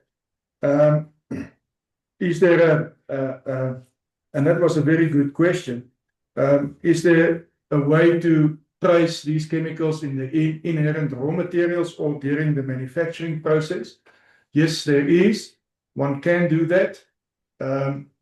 What we've done in our study, I just want to repeat that, is we took the top part of the sanitary pad that makes contact with the skin. We didn't take the whole sanitary pad and dissolved it somehow and then tested for whatever we can find. We just looked at the top part of the sanitary pad. The plastic, or the other question was where these compounds come from. They are in they're used as stabilizers in plastic. They are used as softeners in plastics. They are preservatives even in perfumes. And you will also find them in cosmetics, in plastic waters and bottles and lipstick and all that. So that's basically that. In terms of our involvement with the SABS, yes, we were approached to be part of the committee taking this forward. And I have to say, just briefly, that when we engaged with the SABS the first time, it was mentioned to us that they've already been busy for 2 years investigating chemical testing with the ISO people. So this is not something new for the SABS. They are also working towards chemical testing. We just didn't know that. I think that's all. Thank you, Chair. I think I've said. Thank you. Chairperson, over to you. Thank you very much. I'm going to, I do see your hands, Honorable Cele, Dr. Letlape, and Honorable Kanile. We will come to you, but I wanted an opportunity for the acting COO of the South African Bureau of Standards to come in. You also had more questions, sir? Chair, and yes, indeed, Chair, we had some questions. I think the first one coming from Honorable Peterson on the systematic review on the portfolio of standards that we have to ensure that they remain relevant and current. The time period for each of the standards for what we call systematic review, it's 5 years on all other standards, 3 years on IEC standards.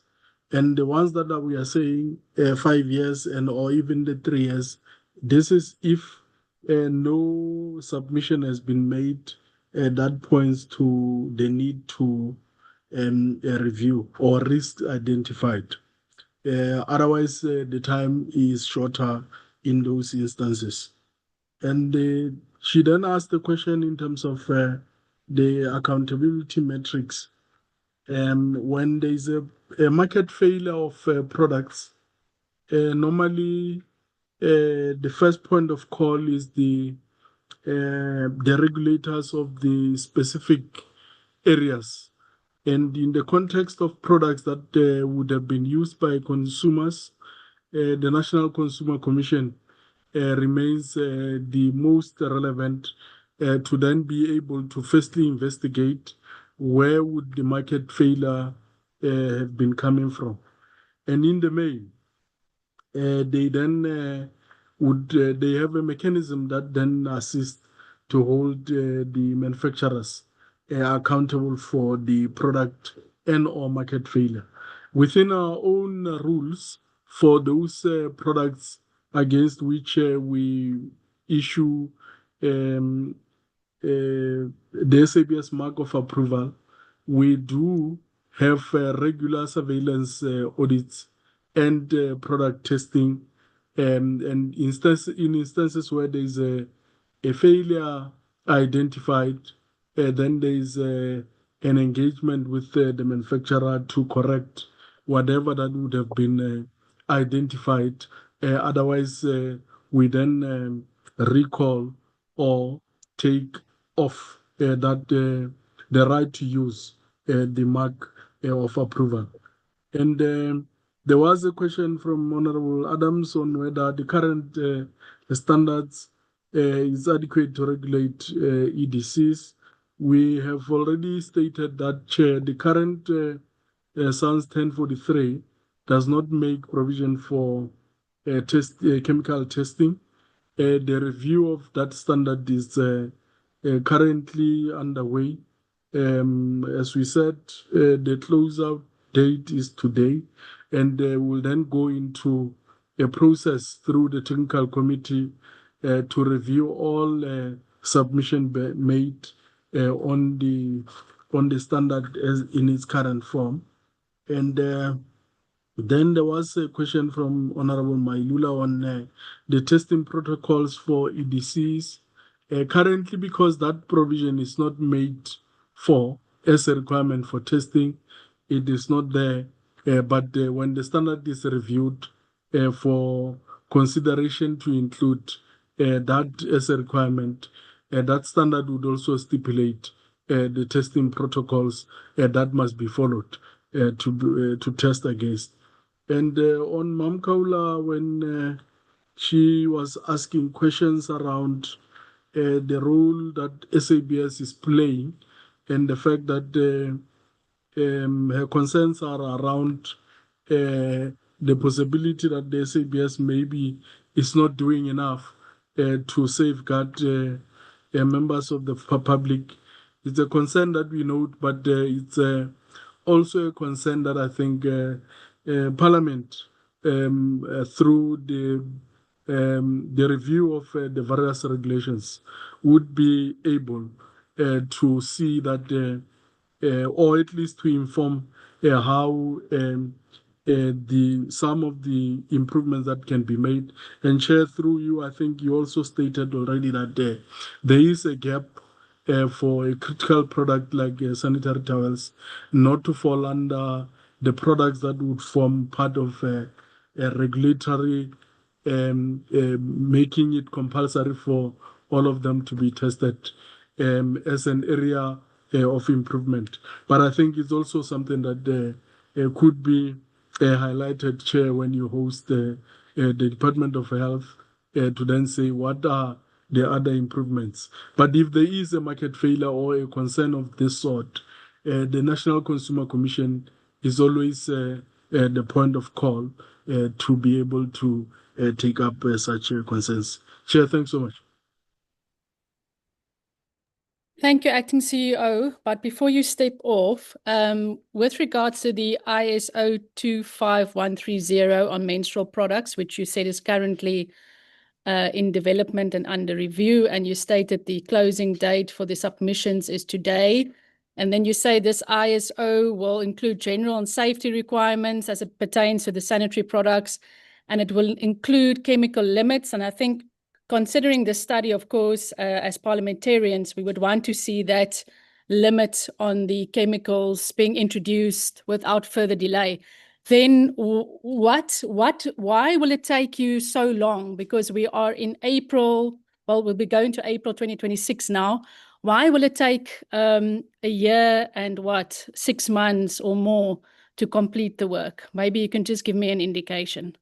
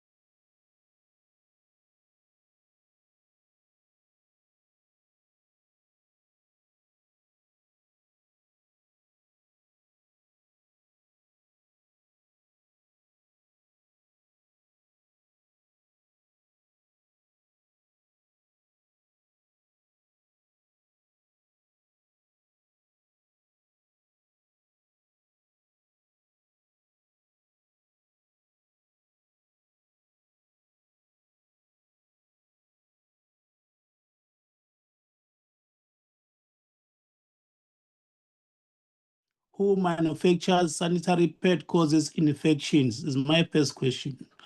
Second one, what they do for those who are already infected through pads. Does SABS inspect one by one pad before sent to people? If inspection done, why people are infected? Thank you. Thank you, Honourable Cele. Dr. Leklape.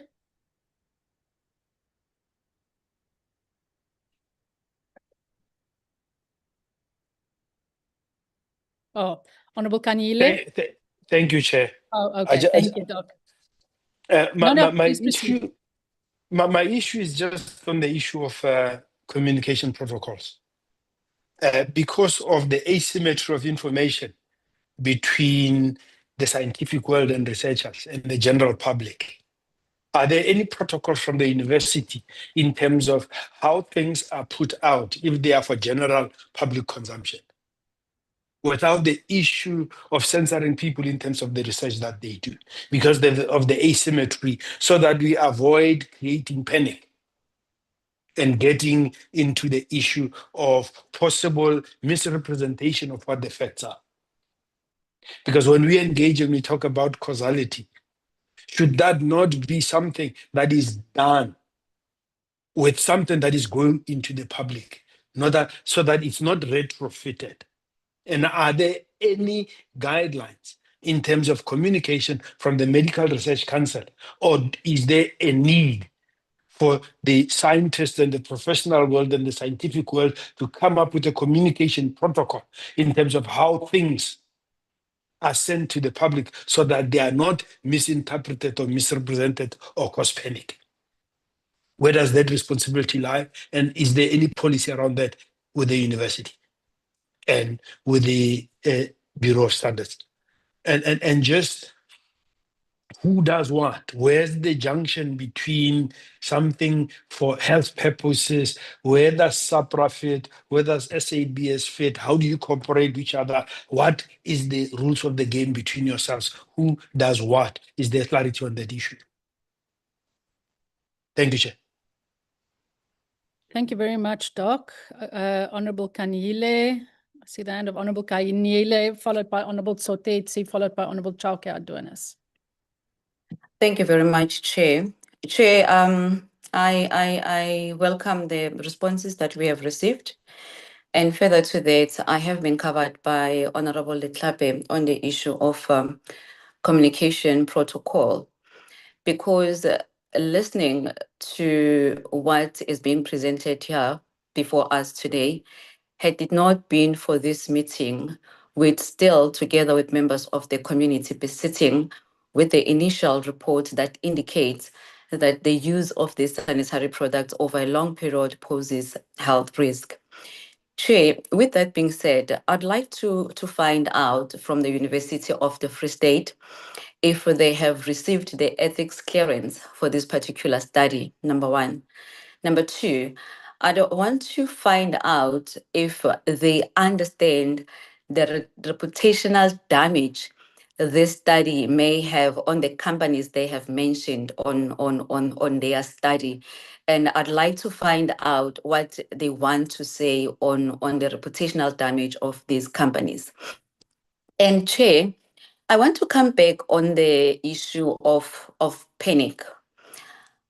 I would like to understand, as a public representative, whether the University of Free State truly understand the panic they have caused to members of the public. There was a response that indicated that they only did a study, and on the issues of panic and anxiety, they really cannot comment on that because they are psychologists that need to handle that. Chair, I find that comment to be unfortunate, especially when we know that we are in a country with the highest rate of unemployment, and majority of the people that we represent cannot even afford to go for psychological consultations and all of that. So are they saying they just want to issue a study and all members of the public must see to finish how they deal with their anxiety? I think that comment, Chair, was unfortunate, and I'd appreciate it if it can be addressed properly, because panic was caused. That is why we ended up calling for this meeting. Thank you very much, Chairperson. Thank you so much, Honorable Kanyile. Honorable Tsotetsi. Well, thanks, Chair. I think I'm largely covered by Honorable Kanyile. I wanted to elevate concerns about the casual manner in which the university responds to the panic that has been caused. But second, perhaps just to us as a committee, portfolio committee, we may want to release a public notice in a form of statement, perhaps, that says we have interacted, and just amplifying the message that it is okay to use the sanitary towels. Thank you very much. Thank you, Honorable Member. I will give the last opportunity to the Honourable Chauke Adonis.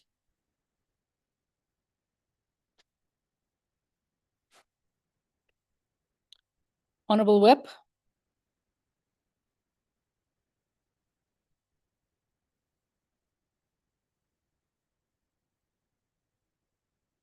Honourable Whip, your hand is up. I don't think it's a legacy hand.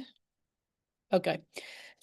We'll hand back to the University of the Free State, and before we check if the Honourable Whip still wants to make an input, back to you at the university. Thanks, Honourable Chairperson, and there's an excellent question. Chairperson? Honourable Chauke Adonis, we called you. Apologies, I was struggling to unmute myself. Prof. Reddy, I'm sorry about that. No, we'll wait through you, Chair, if... Okay. My apologies. Honourable Chauke Adonis, I see your hand, and Bongani, I see your hand as well. So those will be the two last inputs before we ask for final responses and closure. Thank you very much, Chairperson, and sincere apologies. I was really struggling to unmute myself. No problem. And had to disconnect my headphones. So I do sincerely. No problem. Members on the platform.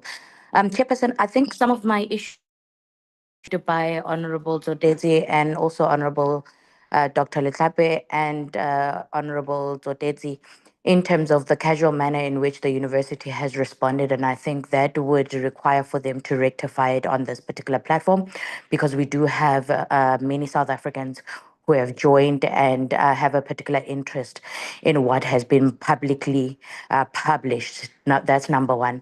Number two, I would like to find out whether the university, after they've seen the public engagement and panic that the research had caused, have they since issued any other statement in this regard, indicating that through their research and through their studies, yes, these were the findings, but equally, in terms of international and other studies and research, these are the type of findings that have been found, but they are not saying that sanitary products are not safe, and therefore they are saying they must continue to utilize those sanitary pads. In fact, the university is not prohibiting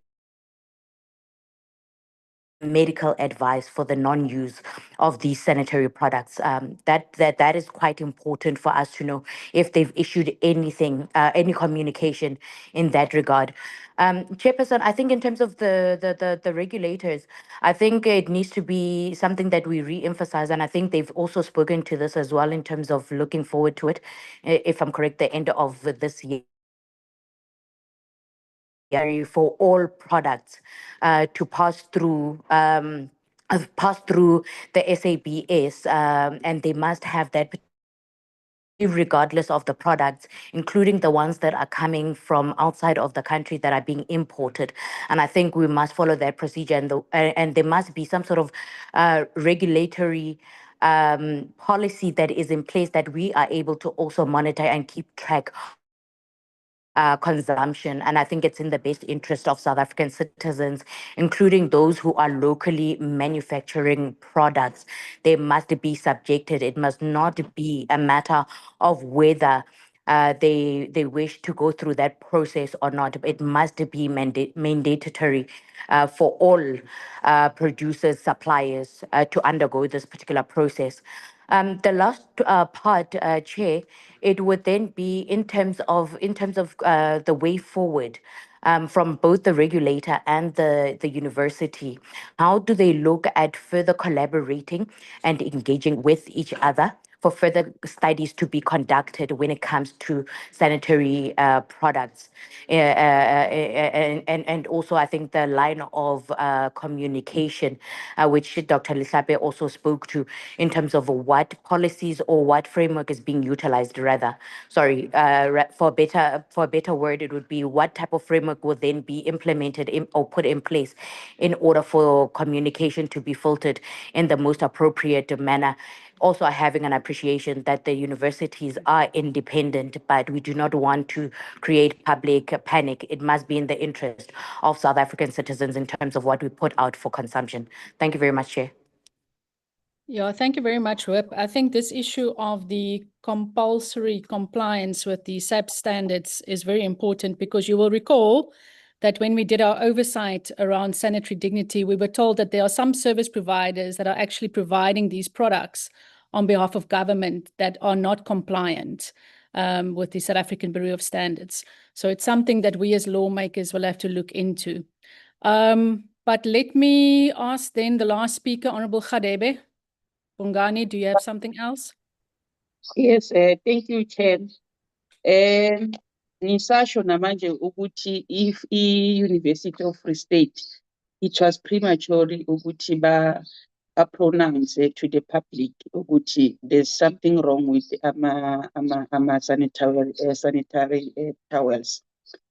And I think they conducted the study for almost 2 years. Why bangalindanga ukuthi conclude the study sabo or the research yabo, and then bese bakhipha the information to the public? Because now as a public representative, angeke ukhone ukuthi uchazele umuntu ukuthi no ikhona alikho le chemical kulama sanitary pads.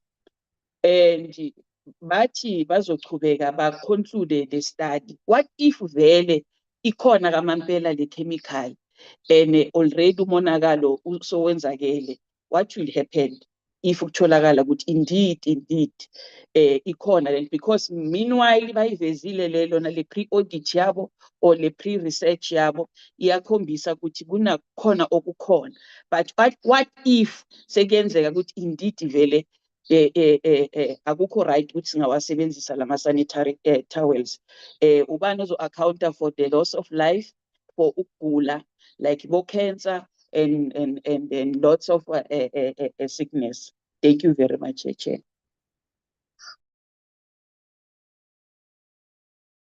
Thank you so much, Honourable Member. Honourable Choke Adonis, I see your hand again, but we need to hand over to responses. Is this a quick input?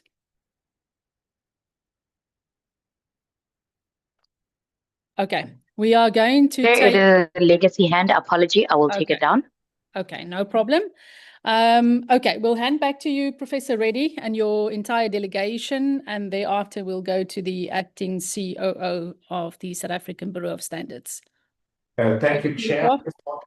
Thank you very much. I just wanted to, I think the pertinent questions that the honourable members have raised concern communication and communication protocols. And I think it's a very important issue. I just want to start off from my side before I hand over to the Executive Director, who's in charge of communications at the institution.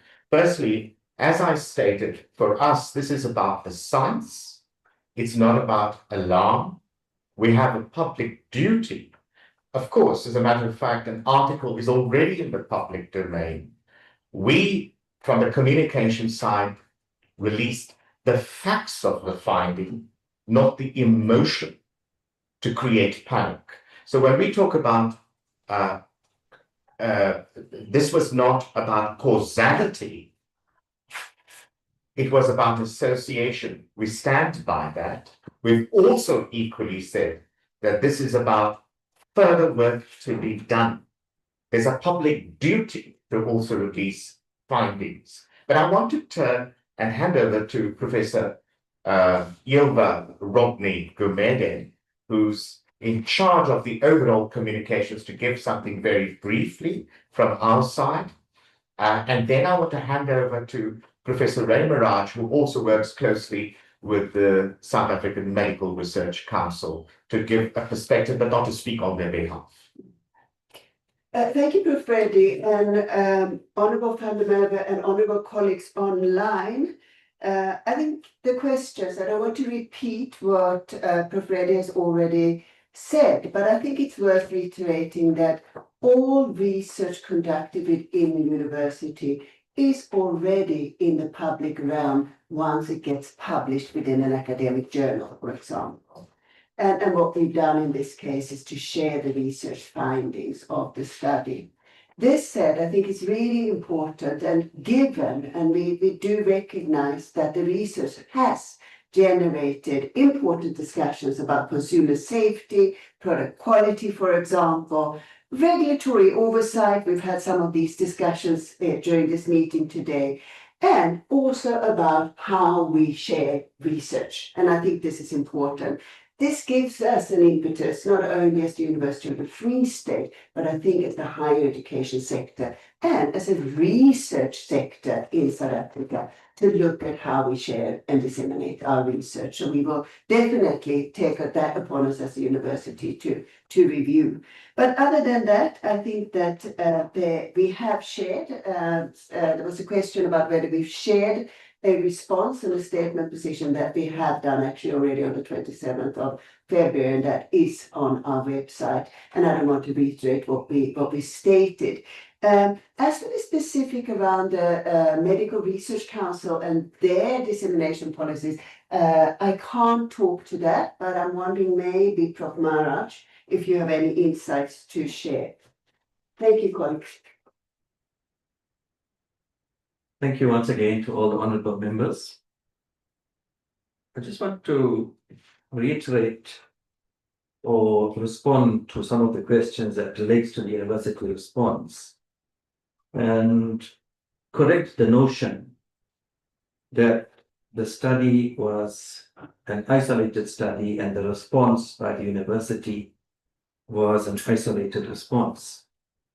And allow me to just list some of the activities that took place after we realized that the study had entered the social media platform. So the first step taken by the university, or one of the earliest steps, was to establish a contingency committee. And most of the members of the contingency committee are present here today and are actually responding to the questions. The second step the university undertook was to draft a joint position statement regarding the study and directions that follow after the study for public consumption. The third initiative was an engagement with the local Department of Health in the Free State. We call them the Free State Department of Health. So meetings took place between representatives from the university and the Free State Department of Health. The fourth initiative was to populate a joint position statement that combined the sentiments of university and the Department of Health. And finally, this culminated in a ministerial media briefing where the University of the Free State represented themselves, which was about 2 or 3 weeks back, which was made public.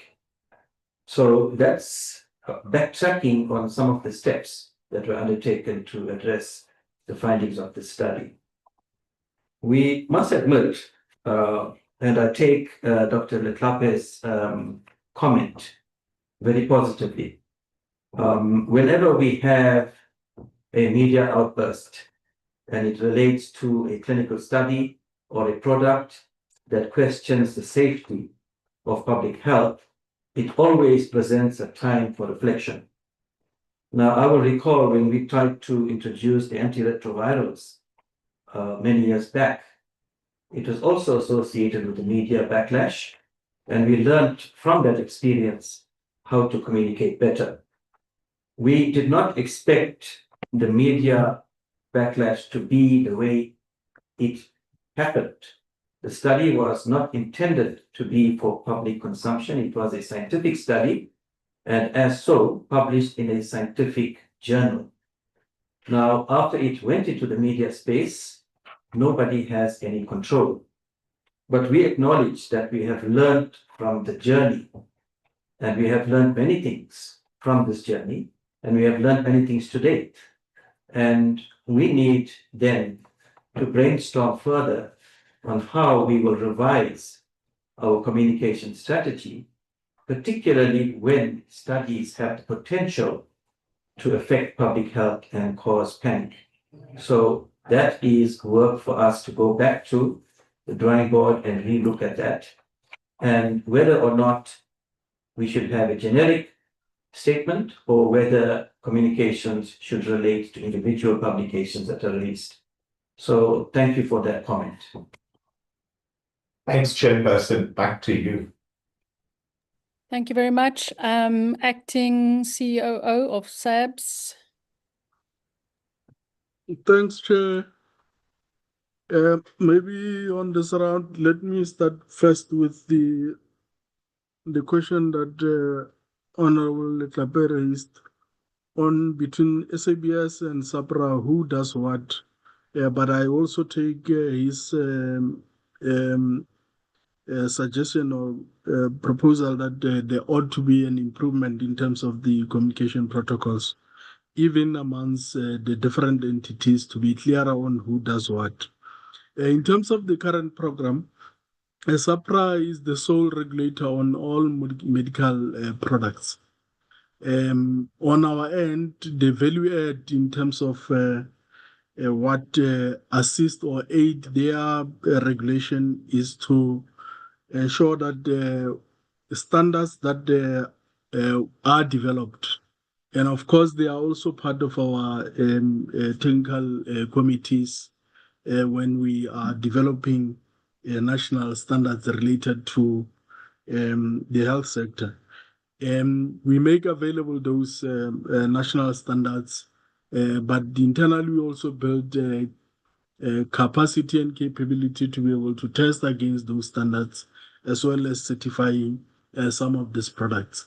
And I also take your point, Chair, which was also raised by Member Chauke Adonis, on the need to consider, because of the safety critical nature of this product, to consider making it compulsory for compliance to be monitored in this space. I think it's a point that we had already made, Chair.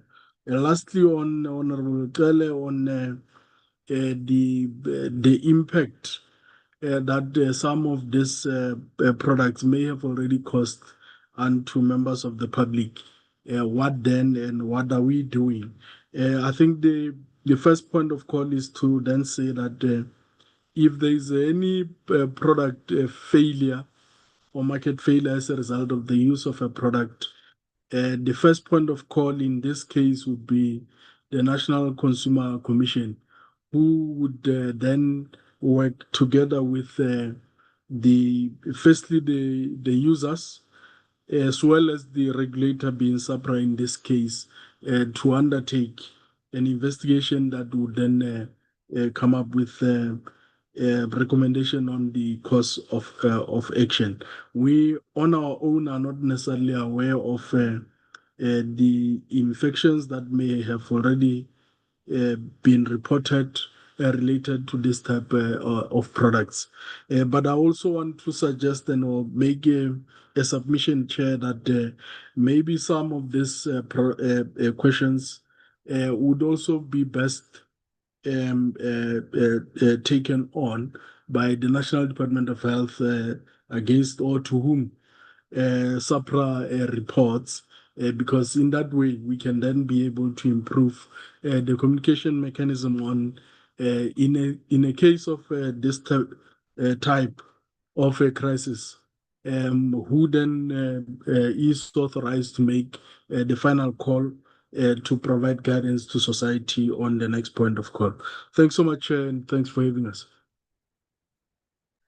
Okay, thank you very much. Let me take this opportunity then to thank the University of the Free State, as led by its Deputy Vice-Chancellor, Professor Reddy. Thank you to Professor Visser, Professor Maharaj, Gumede, and your entire delegation.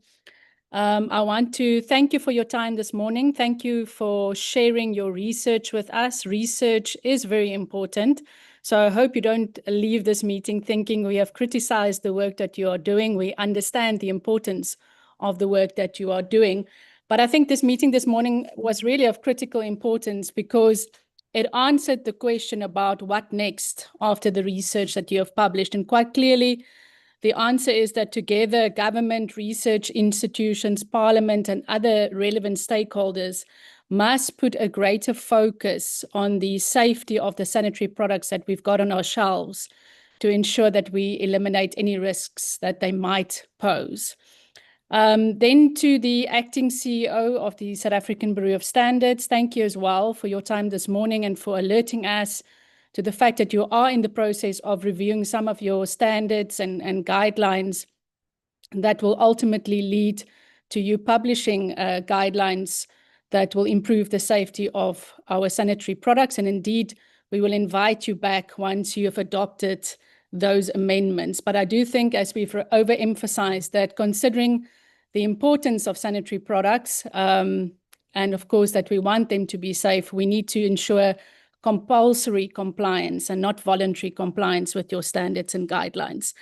I think most importantly, the meeting this morning was really important because it clarified the notion or the information that has been in the public domain that our sanitary products are not safe. So I think by and large this morning, the message is that there's no need for alarm.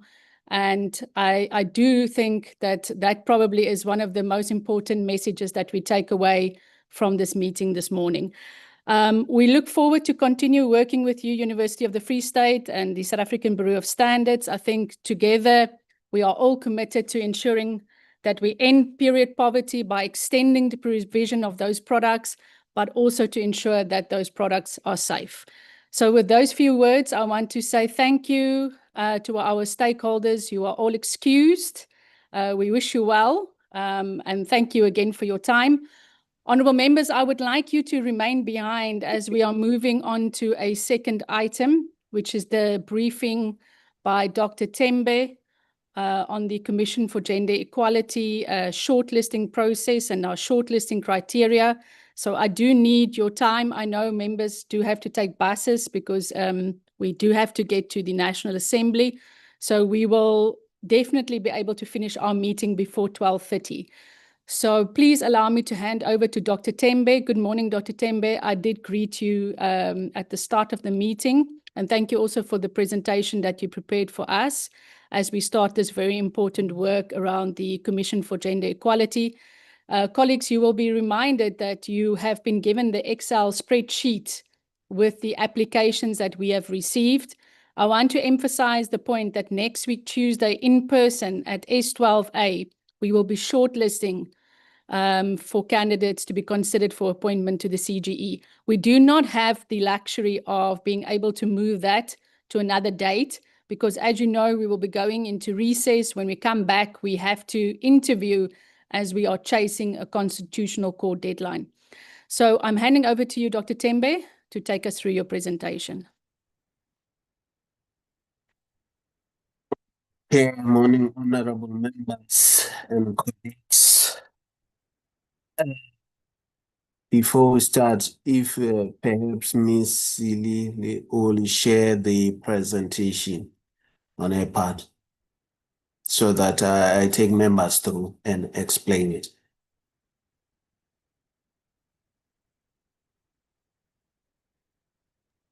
Ms. Silly?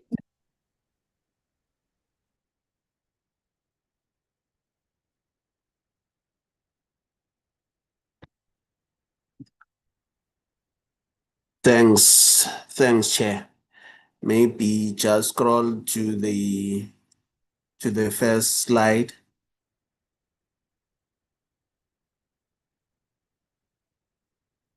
So basically, here was the table of contents. So we base the shortlisting criteria.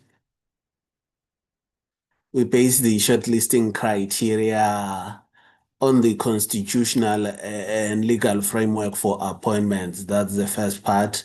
Then the second part is the commissioner's handbook. Thirdly, the analysis, which is the operational and functional criteria for the commissioners. Then fourth is the Company Act on appointment. Then fifth is the implication of the Constitutional Court judgment on the appointment. Scroll down.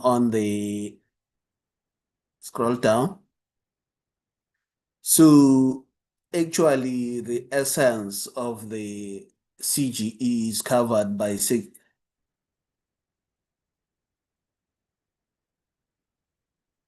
Miss Seeley. I was hoping that you'll scroll to the third slide. You went to the third slide. Okay, yes. So section is covered by the Constitution. So section 187 provides that the CGE must promote respect for gender equality and the protection, development of and attainment of gender equality.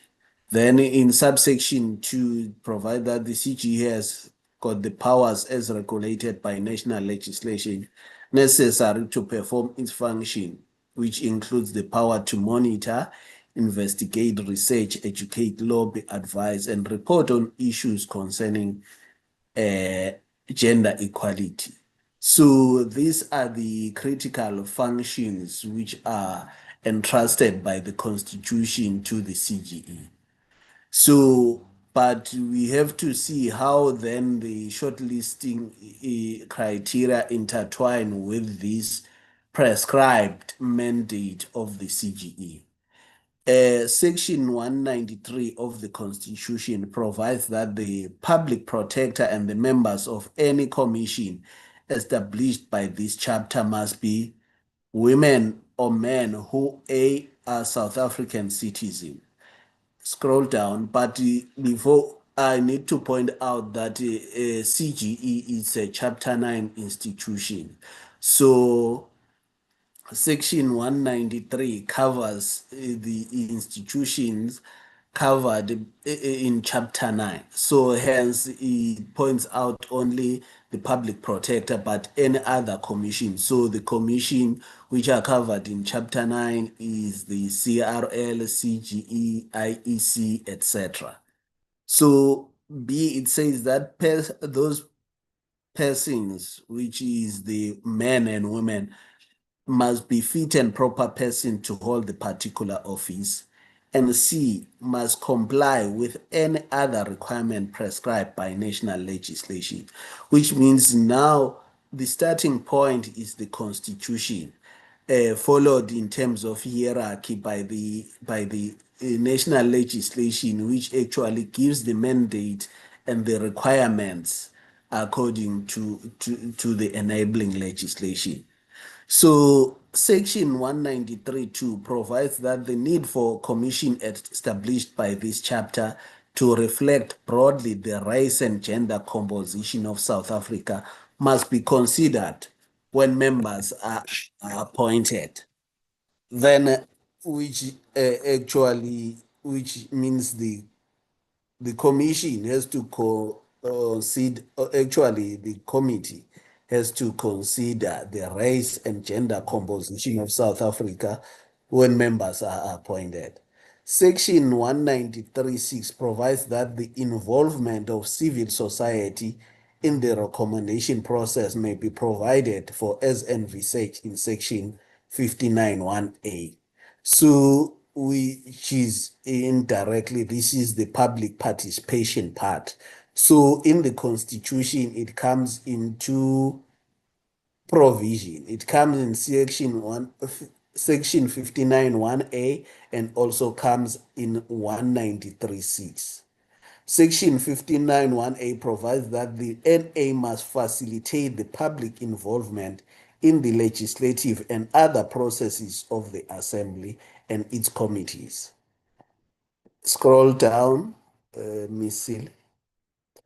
So, as I've said, that the starting point is the Constitution. Then, in terms of Section 193, see, it says for any powers by the enabling or provided by the national legislation.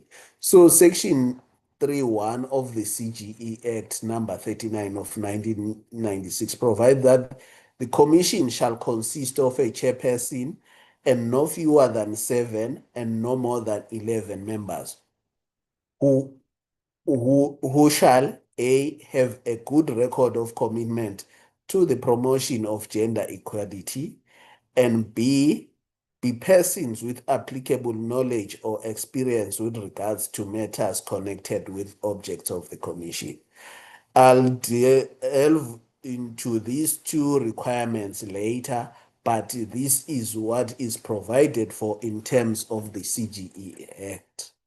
Then Section 3, subsection 7 of the CGE Act further provides that any person whose term of office as a member of the commission has expired may be reappointed for one additional term.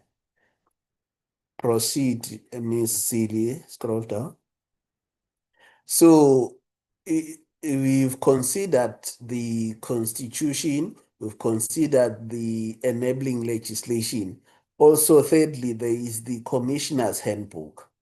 Although we relied on the 2013 Commissioner's Handbook because the subsequent one, which was supposed to be amended, it's still in a draft form. The committee has not received the final version of those drafts, although the committee in the 6th administration has requested that that process be finalized. So hence the authority that will be derived is from the one that was used in 2010, that was finalized in 2013.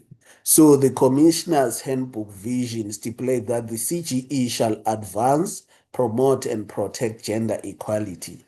This is done through research, public education, policy development, legislative initiatives, and effective monitoring and litigation.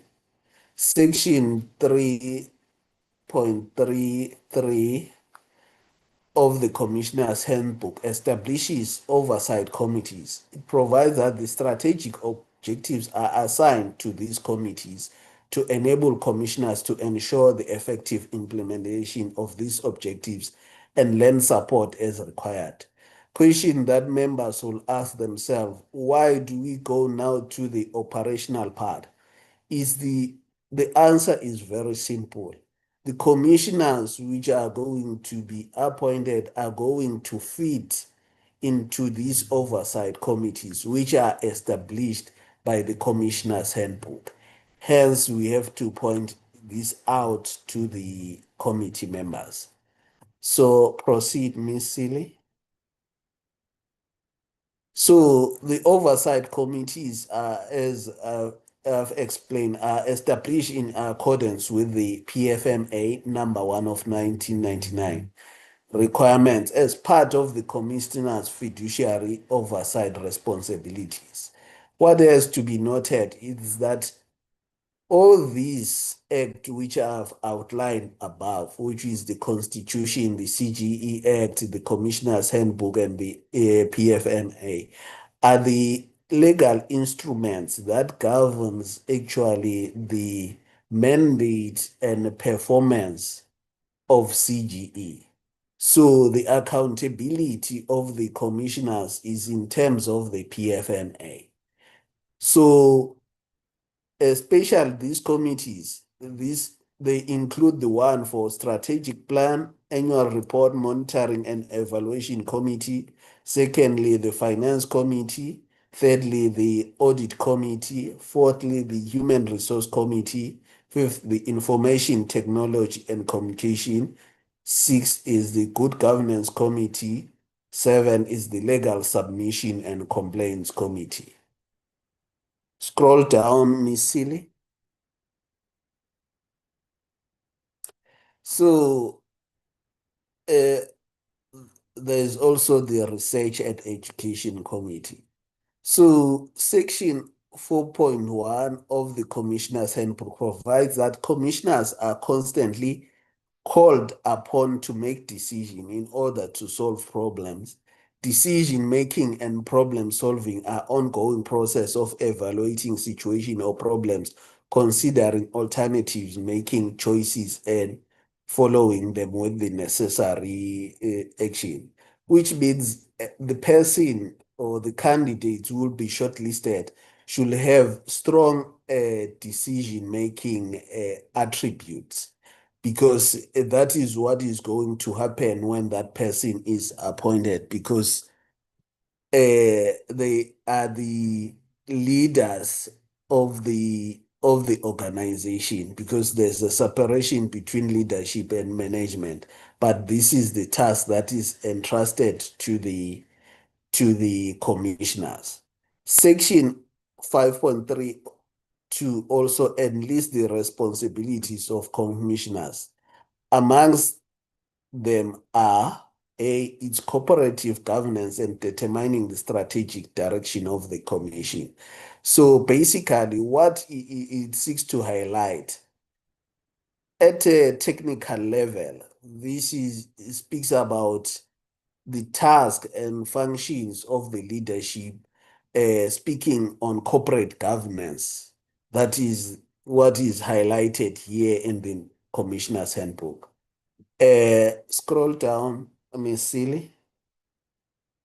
B, has to lead the commission ethically for sustainability in terms of the economy, environment, and social, taking into account impact of internal and external stakeholders. What the Commissioner's Handbook highlight is the ethic part for commissioners. They must be ethical.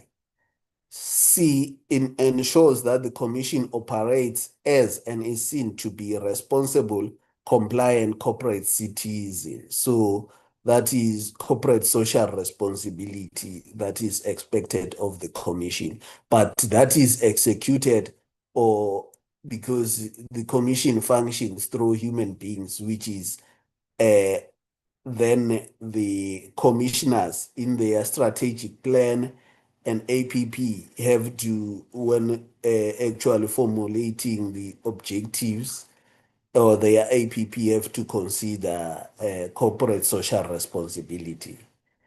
D, ensure the creation of an ethical culture supportive of gender setting, necessary principles, practices, and standards measuring adherence with and incorporating this into its risk management, operations, performance management, and disclosure mechanism.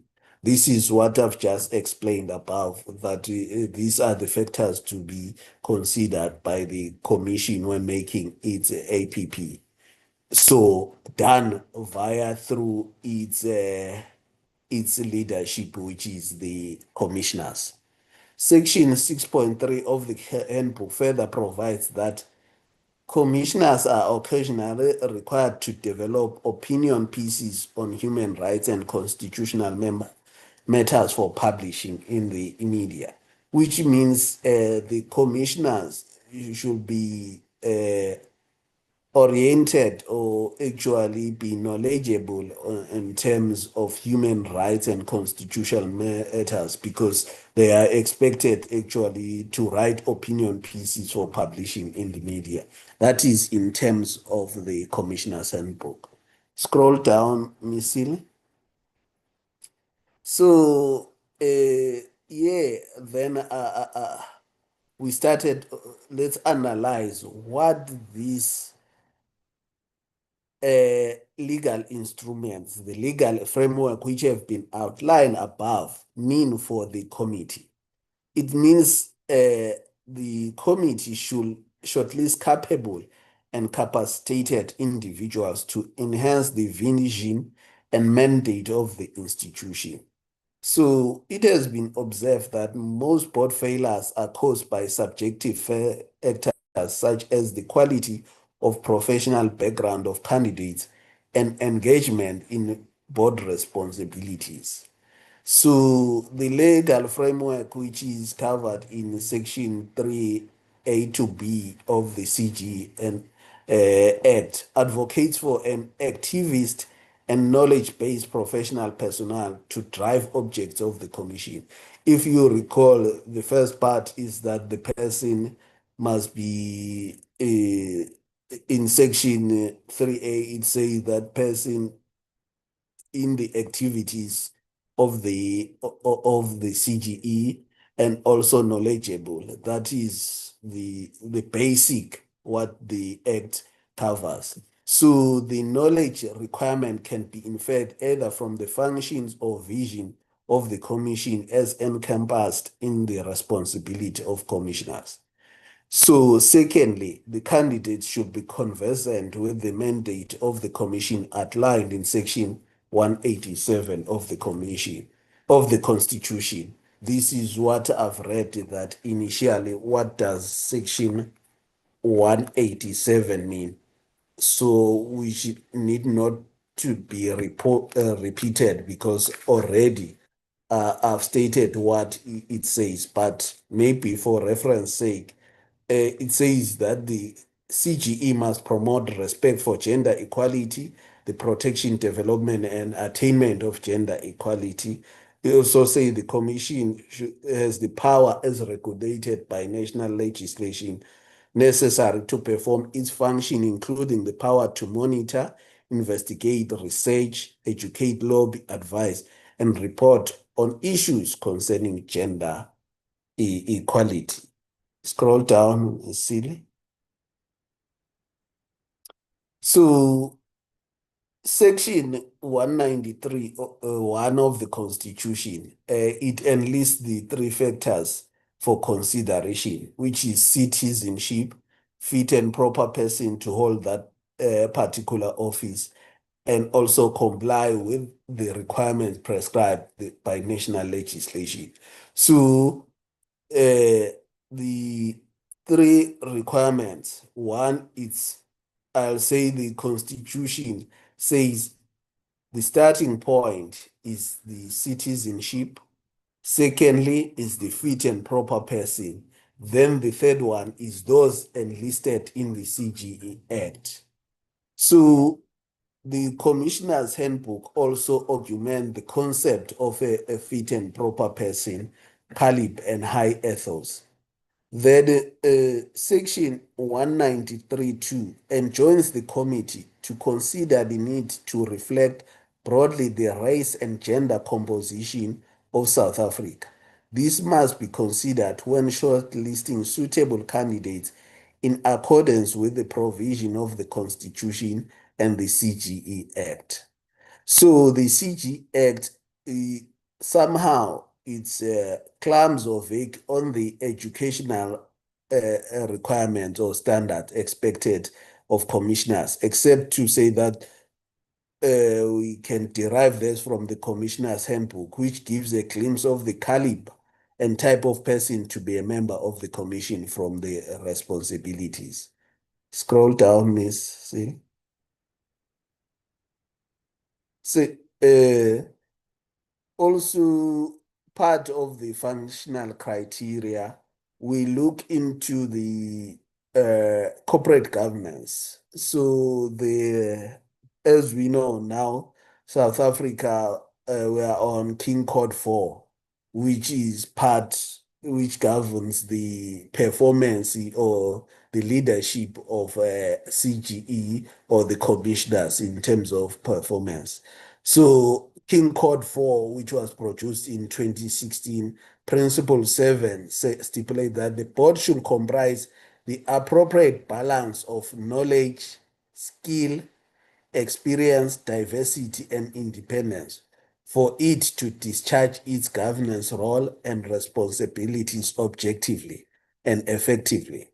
So King 4 also provides guidance with regard to the meaning of independent, that there is no interest, position, association, or relation held or enjoyed by a director that, when judged from the perspective of a reasonable and informed third party, is likely to influence unduly or cause bias in decision-making in the best interest of the organization.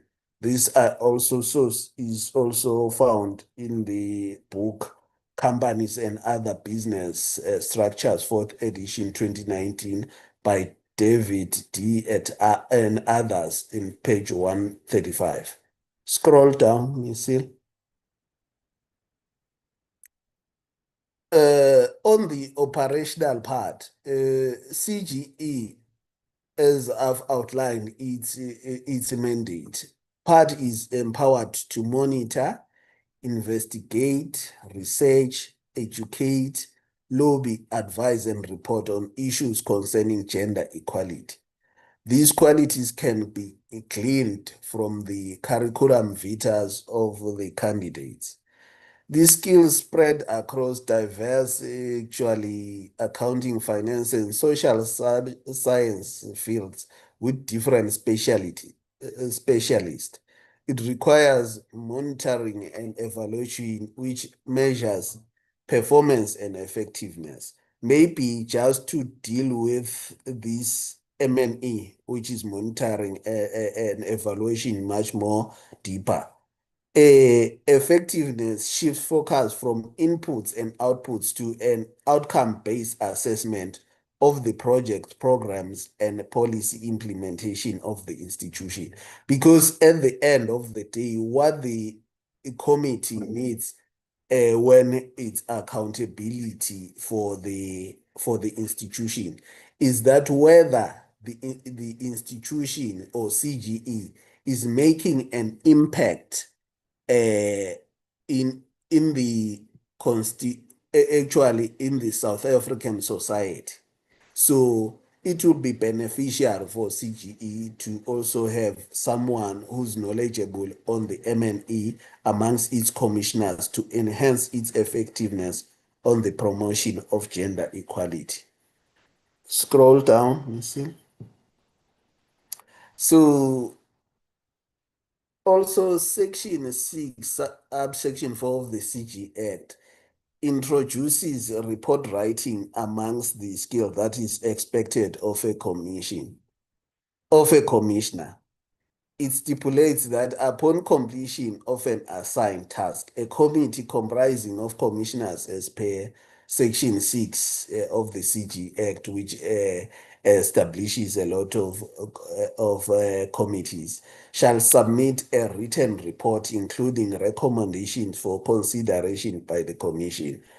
This is highlighted because in the past, CGE had a commissioner who even undertook a study overseas on report writing, which was highly condemned by the portfolio committee.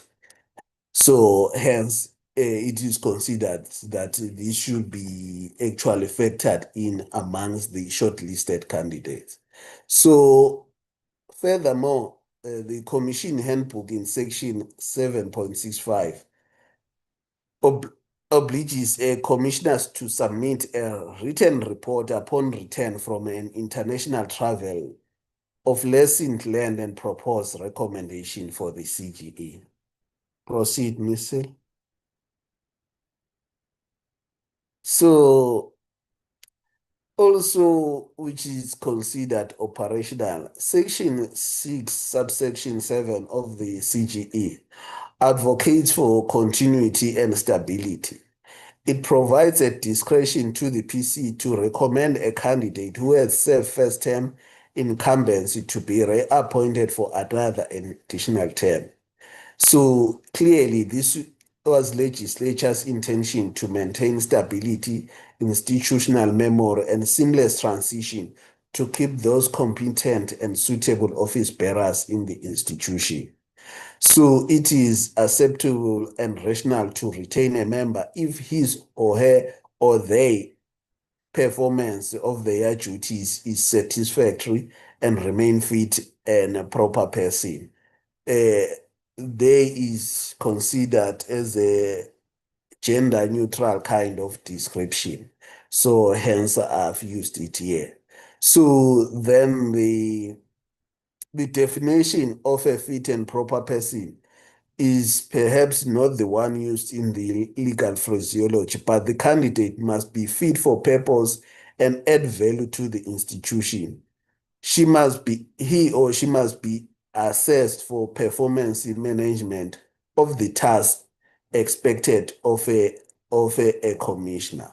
So maybe to relate this point, for the Public Service Commission, their act is clear that actually for renewal, because there they are using renewal, that the person or the candidate should actually remain fit and proper and must be able to perform his or her duties diligently and satisfactorily in terms of her duties to the commissions or his or her duties to the commission. So perhaps even these are the factors that must be considered if the commission also do with this continuity criteria, those people, those candidates who have served their first term. Then proceed, Ms. Silly. So perhaps I need to point out that in terms of governance, members of the commissioners or commissioners are considered to be equivalent to board of directors of the institution in terms of their function and fiduciary responsibilities. For that reason, a veritable reason, the principles of corporate governance apply to them par excellence. So you cannot divorce them that actually they are called commissioners, but they perform the functions of a board of directors. So the standard expected of them in terms of corporate governance would be different. No, that is not the case. Actually, Section 69(8) of the Companies Act enlists the previous common law duties of a director, which are now statutory defined. A person is disqualified to be a director of a company, A, if a court has prohibited that person to be a director or declared that person to be delinquent in terms of Section 162 or in terms of Section 47 of the Close Corporation Act number 69 of 1984, or B, subject to subsection 9 to 12, the person is an unrehabilitated insolvent. 2 is prohibited in terms of any public regulation to be a director of a company. 3 has been removed from an office of trust on the ground of misconduct involving dishonest, or 4 has been convicted in the Republic or elsewhere and imprisoned without the option of a fine or fined more than the prescribed amount for theft, fraud, forgery, perjury, or an offense, A, involving fraud, misrepresentation, or dishonesty, B, in connection with the promotion, formation, or management of a company, or in connection with an act contemplated in subsection 2 or subsection 5, or C, under this act, the Insolvency Act number 24 of 1936, the Close Corporation Act of 1984, the Competition Act, the Financial Intelligence Center Act number 38 of 2001, the Securities Services Act number 36 of 2004, or Chapter 2 of the Prevention and Combating of Corruption Activities Act number 12 of 2004. So clearly, the Companies Act, because it outlines the disqualification, so which this category of directors are disqualified, or candidates or persons are disqualified from being appointed directors or commissioners in any institution.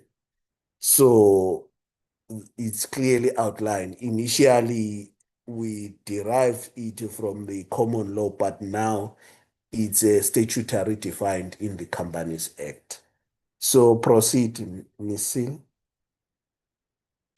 So the last part which has brought us here is the implication of the Constitutional Court judgment. So it's actually here, the Portfolio Committee on Women and Youth Percentages must do its due diligence in the public participation on the shortlisting process. So Section 15 9, subsection 1A allows facilitation of public involvement in the National Assembly committees and other processes. Section 193(6) provides for the involvement of civil society in the recommendation process to be provided as envisaged in Section 59(1)A. So, interestingly, the Constitutional Court did not consider the interplay between these two sections, nor whether Section 193, subsection 6 impose a specific obligation upon the National Assembly to take steps to involve organs of civil society. That question was left open by the court. So then the committee has to find a balance here. But I need to point out that in paragraph 53 of the court judgment, it says, if members of the public and civil society organization are to provide meaningful input which will enrich and influence the selection process, the scope for proper comparative assessment must exist. So proceed, Ms. Sini. Furthermore, in paragraph 67, the court said even though the commissioners made which are the current commissioners, may have met the criteria for appointment, they were not necessarily the only candidates who did so or the most suitable candidates for selection. So in paragraph 6, it said, the court said for meaningful participation, necessarily requires that they have access to the same essential information which bears upon the decision to be made. If that were not so, the deliberative process will flounder and be susceptible to misdirection arising from inadequacy of information which informs the decision. Perhaps I need to highlight actually that this scathing pronunciation by the Constitutional Court was based that the information was insufficient, which was published for public participation, especially in terms of the CVs of the candidates. So the court further pointed out that what stands to be corrected in this instance is the process by which commissioners of the CGE were appointed and the consequential legitimacy of those appointments. So proceed, Ms. Sil. So paragraph 36 of the judgment further says sufficient time must be given to members of the public for public participation. Public participation must occur at a stage in the process when it is possible for public participation input to alter or influence the outcome of the parliamentary process. Parliament must consider the views and comments of members of the public in its deliberation and decision-making. Parliament is not bound by the views or comments, but should demonstrate a preparedness to be guided by the public involvement process. So the critical question here for the committee to tease is whether to publish candidate CVs before or after the shortlisting process. So the court was scathing on the failure of Parliament to publish the CVs of candidates. So the court held that the failure to publish the CVs amount to procedural irregularity. Proceed, Ms. Sil. So preferable, it is suggested that it's better to publish all the CVs of a candidate received with the redacted information before the shortlisting to assist the selection process by public comments on the suitability of candidates. The process of publication for public comments is used by Parliament as a risk management to prevent the appointment of or recommending of unsuitable candidates. MPs must consider the public comments that raise concern about the suitability of candidates to mitigate the risk of appointing candidates. So clearly, maybe to expand on this part, what needs to be pointed out is that if perhaps the publication is made after the shortlisting process, already the portfolio committee has shown intention of actually into viewing those shortlisted candidates. Hence, now there's a balance whether the latter part, when you do the shortlisting before, does it actually influence the outcome of the latter?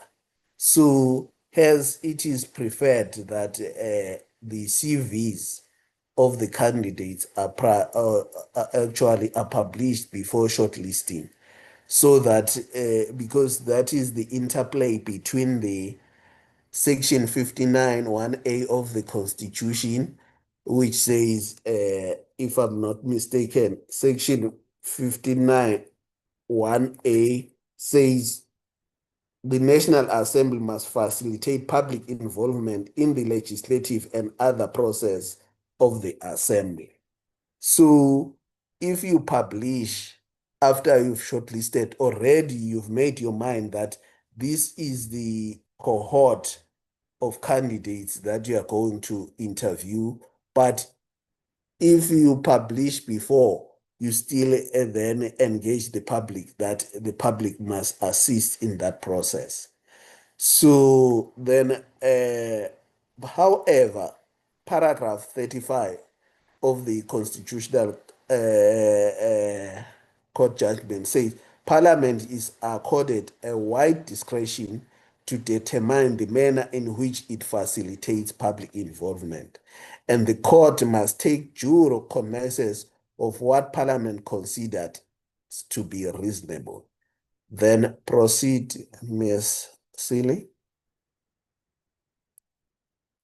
Oh, finally, we've come to the end of the presentation. Thanks, Chair. Thanks, honorable members.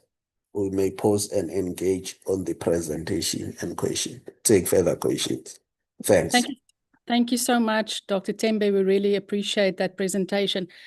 I must start with your last paragraph or your last slide of your presentation, because you are suggesting that we must publish all 100 and something CVs before we shortlist. In other words, we must publish those CVs now in order for the public to comment on them before we engage on a shortlisting process. Now, administratively, that will be a huge undertaking, and it will also mean that we won't be able to shortlist next week. And also, does that not take away the agency of the committee to make up their minds in terms of whom they want to shortlist? Because currently the practice is we shortlist and then we publish the CVs for comments. So maybe if you can just clarify me in that regard, because it means that we'll have to go back to the drawing board in terms of how we proceed, because it means that we will now have to publish all 100 and something CVs, allow that to be on the website for comments throughout the recess period, which means we can then only shortlist after we receive the public commentary, which will be more than a month from now. And of course, we are chasing a Concord deadline. So just clarify if that is what Dr. Tembe is suggesting we do at this stage, that we delay shortlisting. Chair, can I come in there? That in essence would mean No, Johnny, just hang on, Mr. van der Westhuizen. We're going to speak to Dr. Tembe that he clarifies me, because I'm not sure if that is exactly what he's proposing, and then you can ask something at the end. Dr. Tembe? Actually, exactly what I meant, because recently, if you are quite aware, the issue of the South African Human Rights Commission, they had to do the advert because there was a contestation of one candidate who has pointed out that actually her CV was not published. So before, although sent to the committee. So then that disadvantaged her. So we had a discussion with other officials in the institution because whether to publish the CV before or after shortlisting. So one of the changes perhaps of the implication that is coming now from the Constitutional Court, which the committee has to find a balance because as I've pointed out, what section 59(1)(a) say, and there is also section 57, which somehow gives the committee the discretion because it says the National Assembly may make rule and orders concerning its business, which due regard to representative and participatory democracy, accountability, transparency, and public involvement.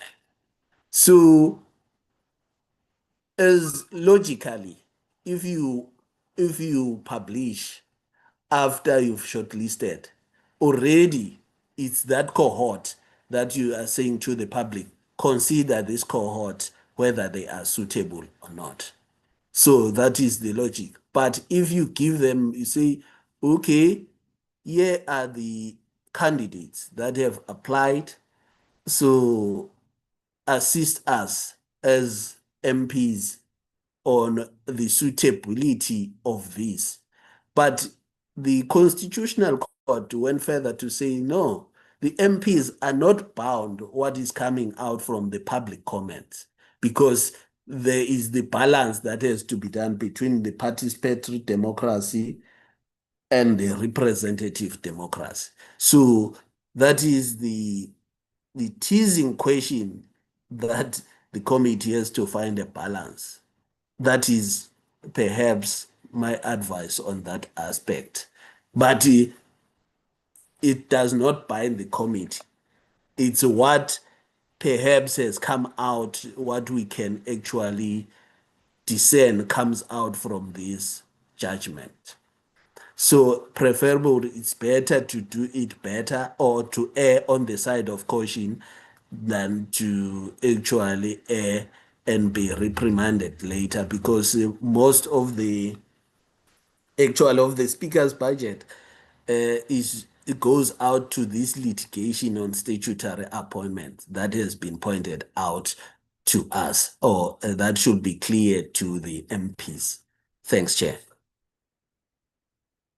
Okay, thank you, Dr. Tembe. Before I ask honourable members for clarity-seeking questions, so say then we don't shortlist next week as we had envisaged. We then publish all the 100 and something CVs that we received, and we then shortlist at the beginning of May. Do we have to republish? I assume we don't then have to republish the 12. If we decide on shortlisting 12, we don't then have to republish and say, you know, these are the 12 that we'll be interviewing because the shortlisting process had already happened. So there's not a republication of the shortlisted CVs. Am I correct?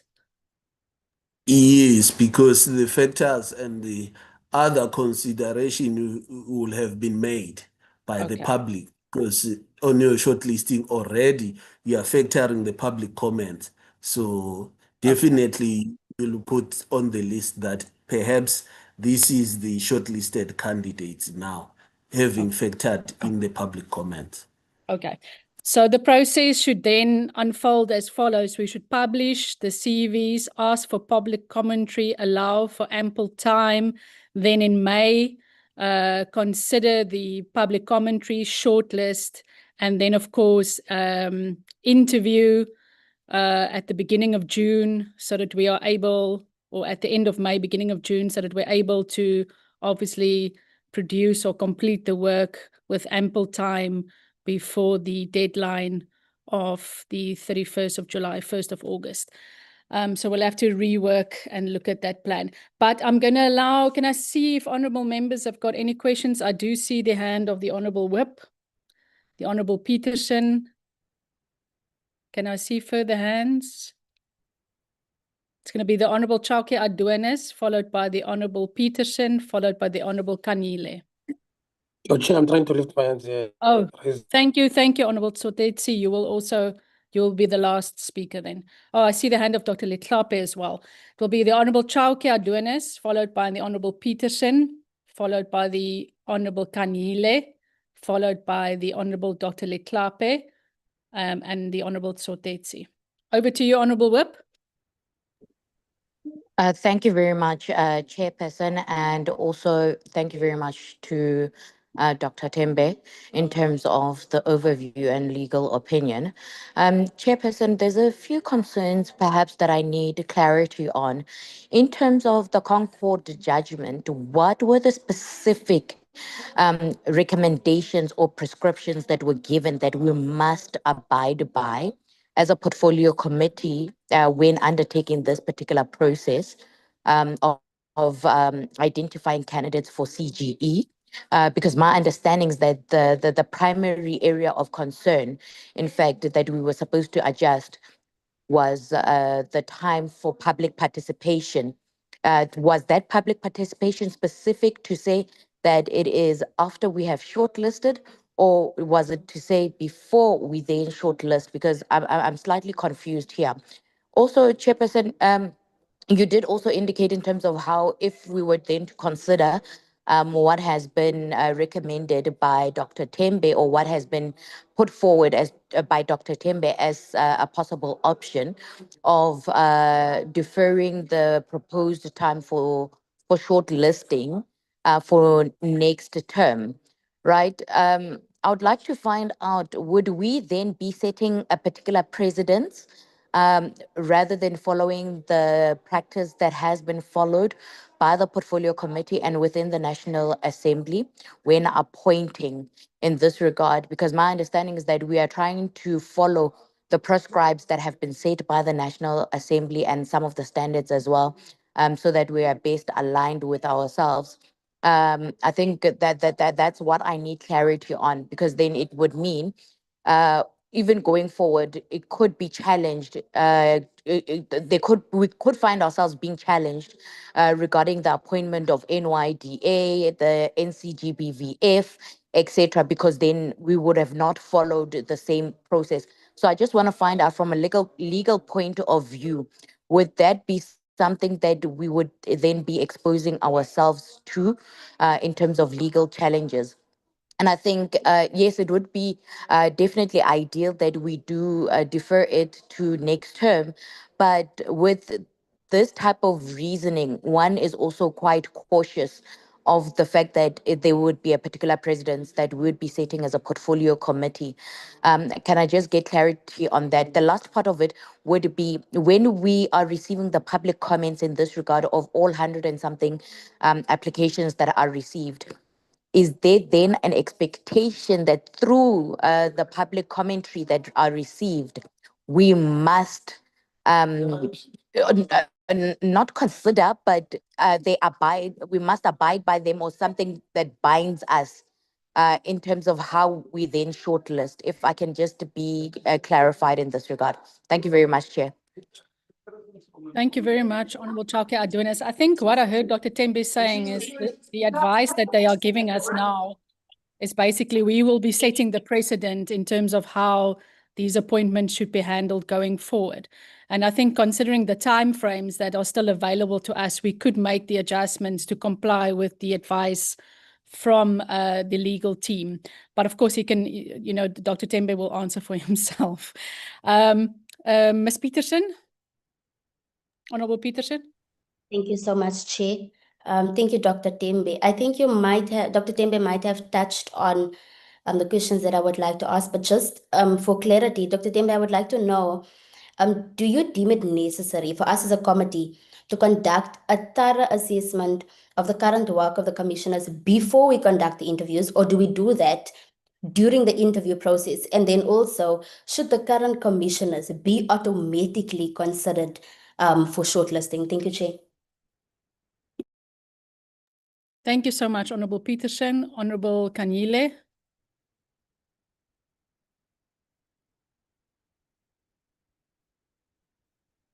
Okay, I think Honorable Kanile is now traveling. I wanted to give her that opportunity. Honorable Kanile, can you proceed?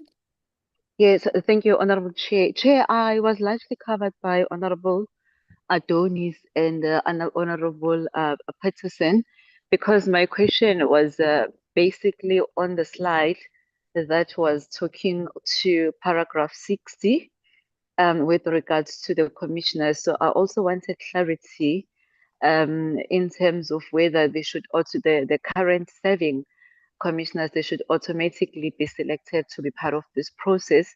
I think if we can be guided on that, it will assist us. Thank you very much. Thank you so much. Dr. Leklape. Thank you, Chair. My question speaks to the issue of the judgment also says we should use our discretion. And basically what I would like to ask is this matter that of whether we publish everything or we do a cleanup before we publish CVs would be part of that discretion that we should exercise. And I would be weary of setting a precedent that will make the work of Parliament cumbersome. Because what we do will then be something that can be used against any other committee, and it will impact on our work as Parliament. I think the issue of taking every CV out there is an onerous thing, not only just on us, even on the public itself. There should be some work that between ourselves and the Secretariat, we should be able to do under our discretion without undermining public participation. There should be certain things that the committee should be able to decide. And on this issue, I hear what we are being advised, but we need to make a decision. And I'll be comfortable with the fact that if we make that decision and we make the court aware of what we've done to implement the court decision, they can then comment as to whether that aspect that we use our discretion, they take away from us. We can't put ourselves where we would be micromanaged by the court. When the court has said, there might have been errors in what you've done before, but you still have discretion. Let's exercise that discretion. Thank you, Chair. Thank you so much, Dr. Leklape. Honorable Sotetsi. Thank you, Chair. Chair, there was a point where I think network kicked me out. My apology if this has been covered. Now, Dr. Tembe would have mentioned that there isn't any specific academic qualifications that are required here, but also would have said that the Commissioner's Handbook gives a glimpse of the kind of person that would be required. May he please just briefly outline what that glimpse entails? Two is that speaking to the issue of public consultation, I think the spirit thereof is just to ensure that the public of South Africa also do have a say on the kind of people that have to be given office, particularly in their own public entities. Now, if you think about it, it makes sense that the publication of CVs happens before the shortlisting. Then, because it can be argued that the public, therefore, would have informed the process in as far as who are the relevant candidates. So I don't think that it is something that is far off the line. I think that is worth considering. Those are just the issues that I wanted to raise. Chair, thank you very much. Thank you, Honorable Sotetsi. I'm going to hand back to Dr. Tembe, but I think I largely agree with you because I did hear Dr. Tembe saying that it is advisable, or the court said that we should consult, or the public should have an input in our shortlisting process, which then would require us to publish the CVs before we shortlist. But like I said, I do not want to answer Dr. Tembe's question. So over to you, Dr. Tembe. Thanks, Chair. Thanks, honorable members, for the question. raised, clearly it shows the concern of the members. So actually, on the first question raised by Honorable Member Chauka Tonis, whether the Constitutional Court did prescribe time for public participation. The Constitutional Court did not prescribe the time for. It said, because the operative word used by the Constitutional Court is reasonableness. So what it considered reasonable. So initially, on the one that were challenged, the period for public participation had been 14 days. That is what the Constitutional Court said it was insufficient, considering perhaps the number of candidates which were shortlisted. So it had been done after the shortlisting.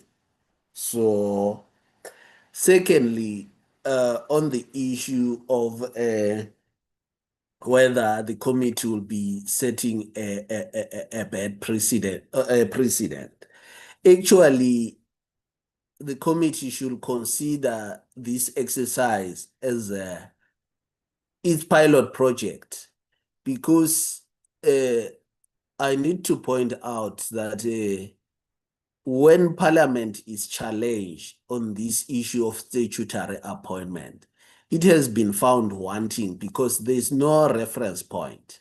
You can, the only reference point is the Constitution. Then the institution, you have got varying enabling legislation, which actually points out on how the statutory appointment should be done. Hence, as an office, in the Speaker's office, we've taken an initiative where the office has consulted almost about 11 of these institutions on the harmonization of statutory appointment.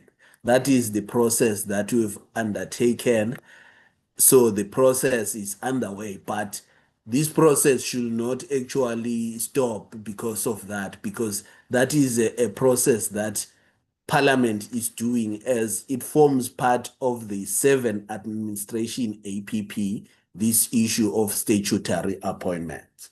So hence we cannot say this is the precedent that actually we publish before or after. So with this one which was challenged, hence more caution is placed on the committee to take the necessary precautionary measures so that the outcome is the best that will withstand judicial scrutiny, so that in future it can be used as a precedent by the other committees.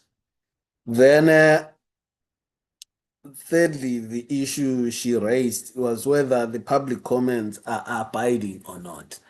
So it's not that the public comments are abiding, but the Constitutional Court said the public should feel that actually their input or comment were considered by the committee. It's not that is abiding, because the test there is the balance between representative democracy and participatory democracy. The public participation is not a one for all or one size fits or the leading factor in terms of the appointment process, but it is considered crucial, because after the public participation, the issues which come out in the interview, a person can be recommended or actually receive good comments from the public, but in terms of the performance during the interview and be dismal. So then are we going to say the committee should be bound by the public comment, yet during the interview the person or the candidate performed dismal? Absolutely not. So hence, it's one of the crucial factors in terms of participatory democracy, so that our democracy is a mixture of participatory and representative democracy. So we cannot divorce the public from actually informing the decisions of the representatives in parliament in terms of participatory democracy. So then coming to the question raised by Honorable Peterson, whether the committee should consider a thorough assessment of the commission, or then for the current commissioners it becomes automatic. No, actually, the committee should consider this, whether the current commissioners or who have applied, do they fit the bill in terms of the requirements? The requirements are clearly outlined in Section 193 of the Constitution. They are outlined in the CGE Act. They are outlined in the Commissioner's Handbook and the PFMA, which means combine, lumping together these governing legal instruments. That requires that actually, even if they are shortlisted, then the committee should be thorough on the work of the current commissioners if they are shortlisted. Secondly, the Act is clear that there's nothing which prohibits them from being shortlisted, because it says a person may be considered for a second term. So, which means the Constitution, or actually the Act, considered a continuity.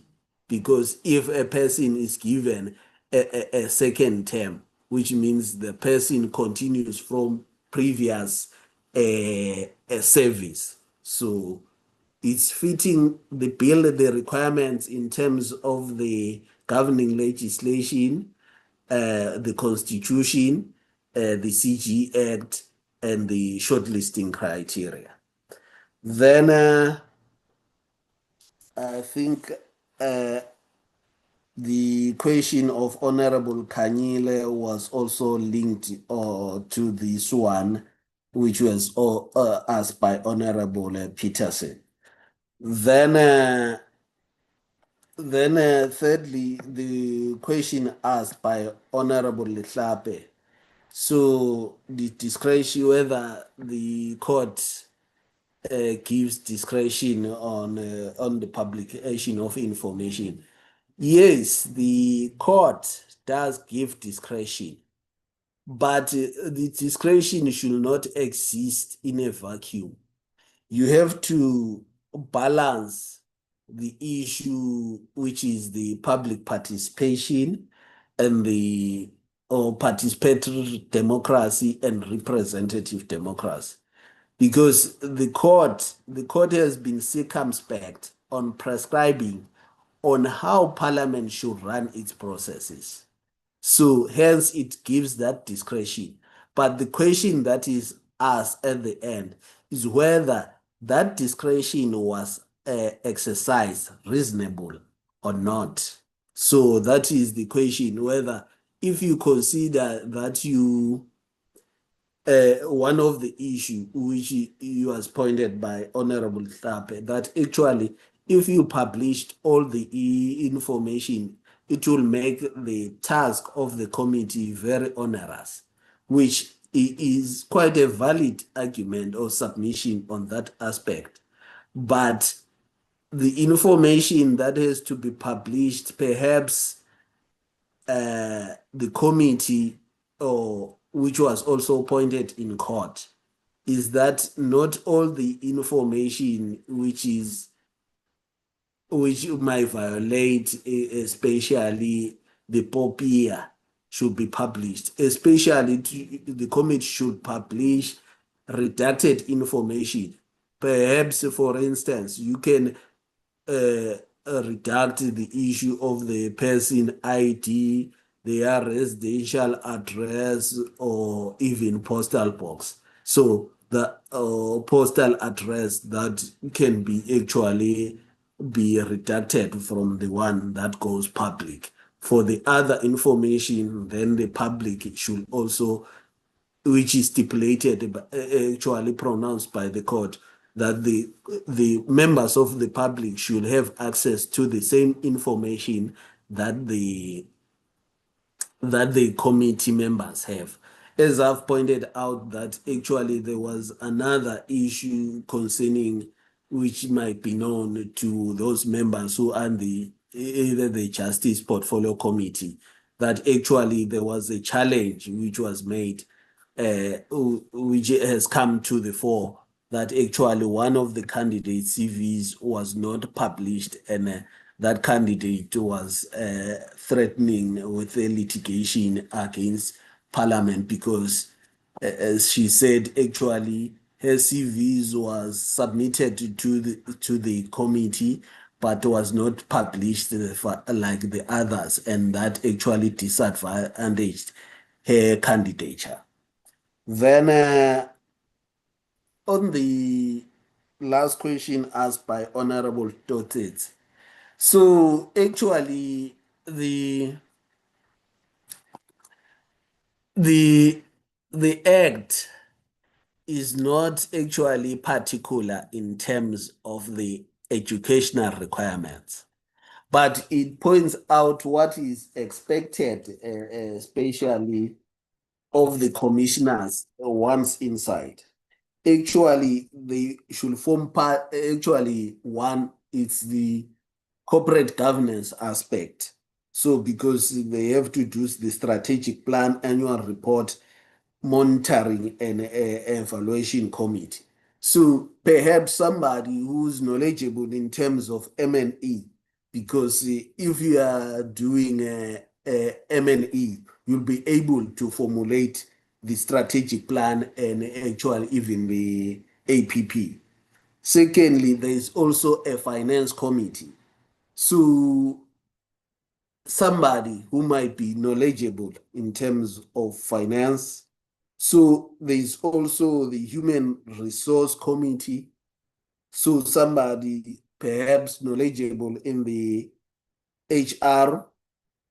Also, there's also the information technology and communication committee. So perhaps someone knowledgeable in ITC.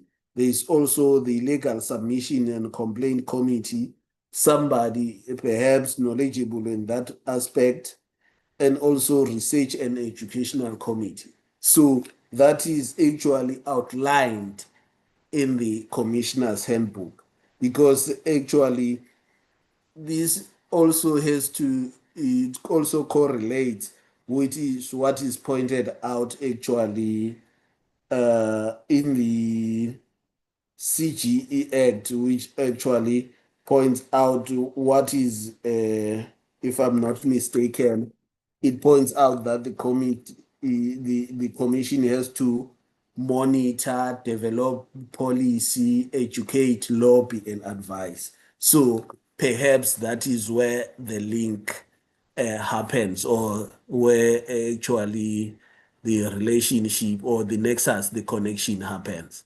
So I think I've answered most of the question. Where I have missed, subject to the question being posed again.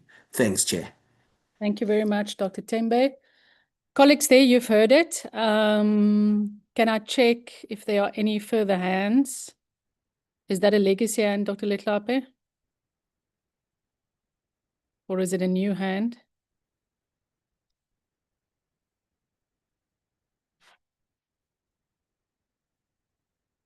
Okay, colleagues, I think what we've heard from Dr. Tembe is that there is not currently precedence in terms of... Chair, it's not a legacy hand. Okay, Sorry, please proceed. my device was not corporate. I hear what the legal advisor is saying, but I just want us to remind ourselves that one of the key issues that came out was that given the number of CVs that had gone out there, we had not given enough time So if we're going to give more CVs, we must then understand that we got to give far more time than was envisaged to be consistent with the Constitutional Court judgment. So the time frames, we just have to be careful that if we put more CVs, we're going to give them even more time than was alluded to in the previous judgment about the previous process. Thank you, Chair. Okay, thank you, Dr. Letlape. Colleagues, I would like to now, Honorable Chauke Adonis.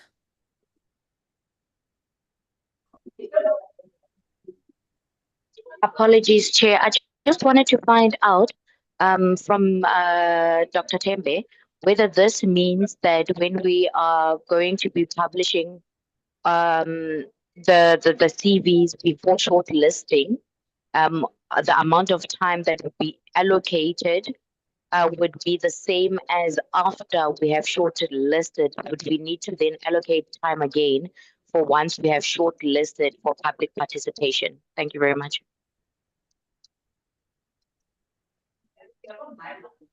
Dr. Tembe, maybe just before you respond, so am I then to assume, as you have indicated, that this is the advice of the Speaker's office, that not for us to be found wanting again, or Parliament to be found wanting again, for us to include the public in the shortlisting process? It is the advice from the Speaker's office that we be the committee that sets the precedent in terms of publishing the CVs ahead of shortlisting, and also that the Speaker's office then is fully cognizant and aware of the implications, because next time when we shortlist for the NYDA, we will have to then publish 1,000-odd CVs.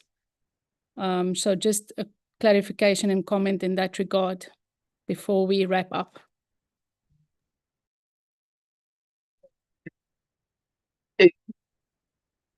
I want to say it's a directive of the Speaker. It's one of the factors that we have considered as the Office on Institutions Supporting Democracy in the Speaker's office, because most of the challenges, I think there's been challenges concerning the Public Protector, the South African Human Rights Commission, the CGE, etc., the IEC, all these institutions covered in Chapter 9, Chapter 10, Chapter 1. So we look at the common issues that come, then factoring that data into our advice. So I don't want actually to bind the Speaker to see this is the directive of the Speaker. We, as officials in that office, have considered actually the recurring problem or issues of litigation that happens within this institution supporting democracy, and said perhaps the one of the risk mitigating factor that should be considered by these committees is that actually to publish before. So that is informed by this logic that actually once you publish before, is that you are giving the public to assist you, that in the appointment process, assist me so that I consider suitable candidates.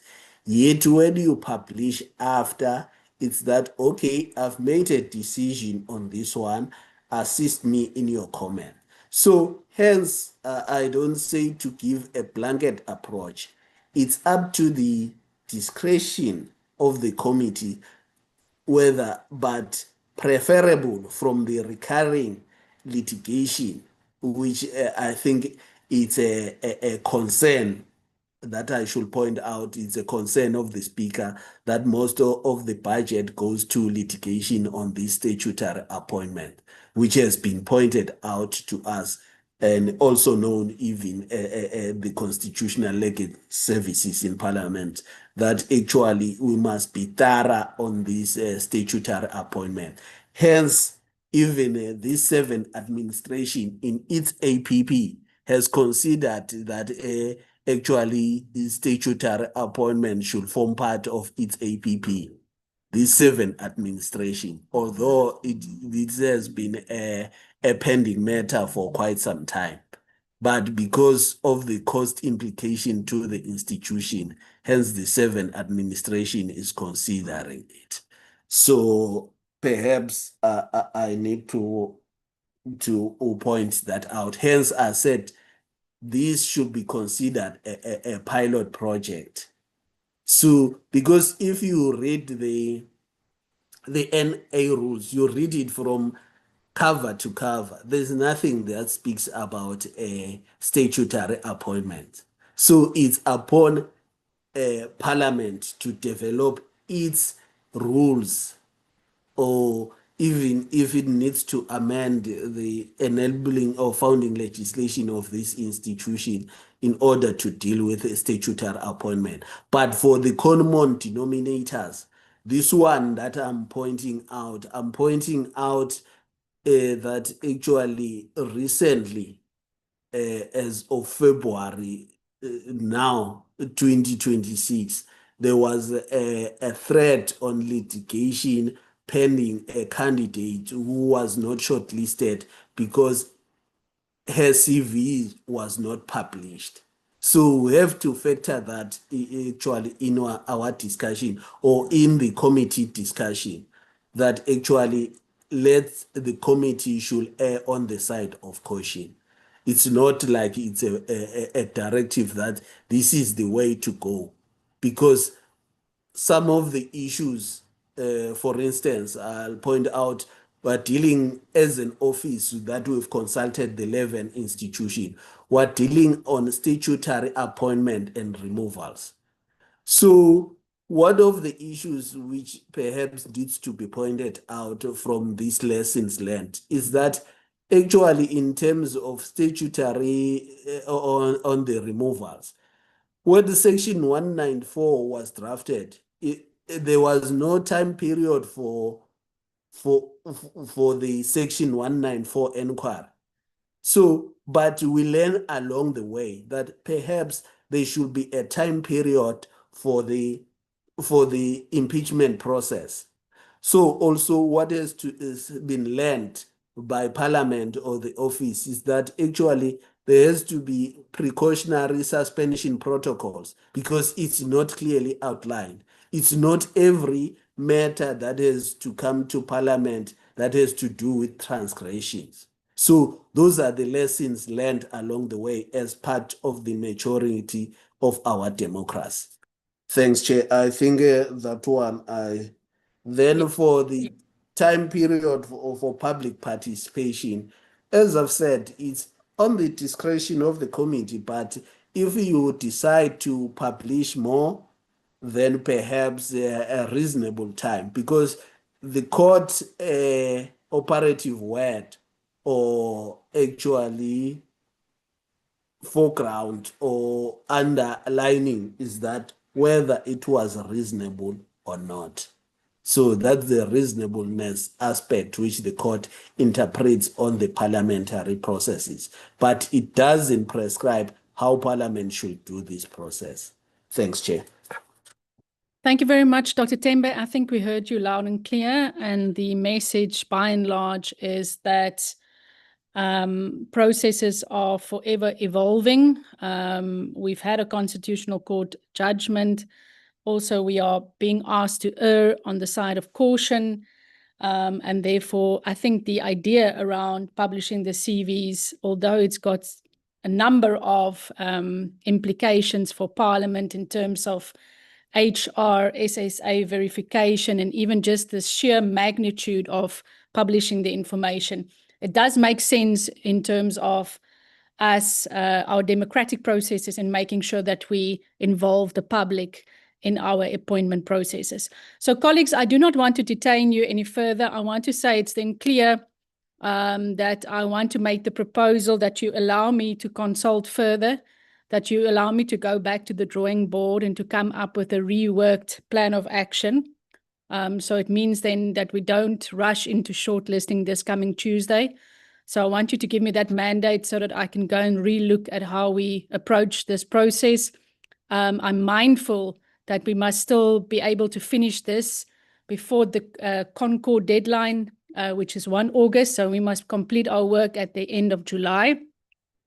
But I am confident that this committee is very good at chasing deadlines. We appointed the NYDA board and also now the National Council on Gender-Based Violence and Femicide. So I'm confident that I can go and look and see what would be the best practice. Also mindful that we might be setting a precedence that I explore all angles and come up with a reworked plan. So I did get the thumbs up from Honorable Shabango, but please can I get the support and inputs of honorable colleagues? I see the hand of Honorable Chauke Aduenes and Dr. Letlape.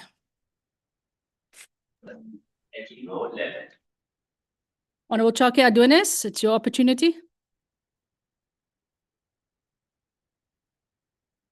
I see a thumbs up from Honorable Tsotetsi. I see a thumbs up from Honorable Shabango. I see a thumbs up from Mr. van der Westhuizen, Dr. Letlape, and Honorable Chauke Aduenes. Thank you very much. Oh, go ahead, Dr. Letlape. Okay, after you, Chief Whip. Oh, thank you very much, Doc.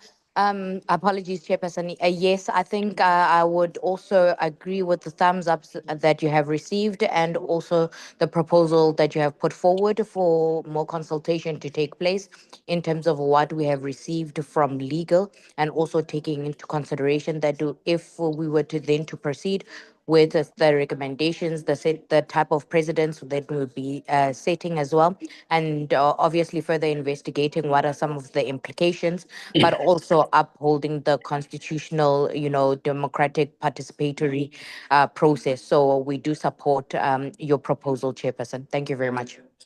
Thank you, Honorable Whip. Dr. Letlape. Thank you, Chair. I would go along with what the committee said, but I would have said our discretion should be to operate the way we operated before.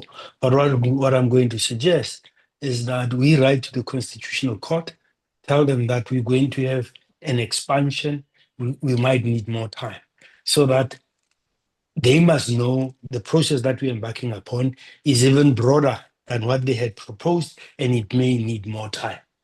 So that if we go beyond the 1st of August, we've already sensitized them in terms of how we're going to go about doing our work, and that it may require more time. That would be my only suggestion, Chair. Thank you very much for that input, Dr. Letlape.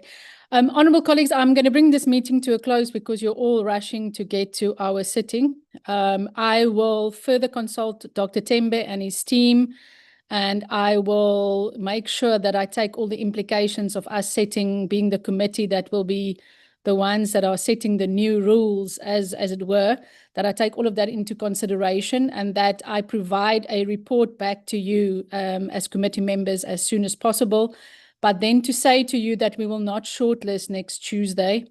We will instead meet our department at S12A. It will be a physical meeting with our department. It will be the final meeting of this term. We will receive their quarterly reports and engage with them on other items.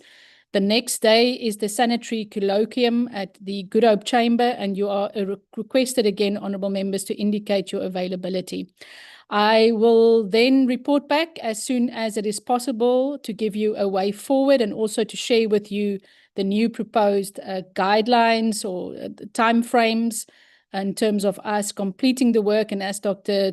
Letlape had pointed out, should it then look like we will not be able to make it within the time frame, which is not advisable, or I would really want us to complete the time within the time that we have been given. But if it looks like we will not be able to complete within the given time frames, we will most certainly communicate with the Constitutional Court through the Office of the Speaker and the institutions supporting democracy.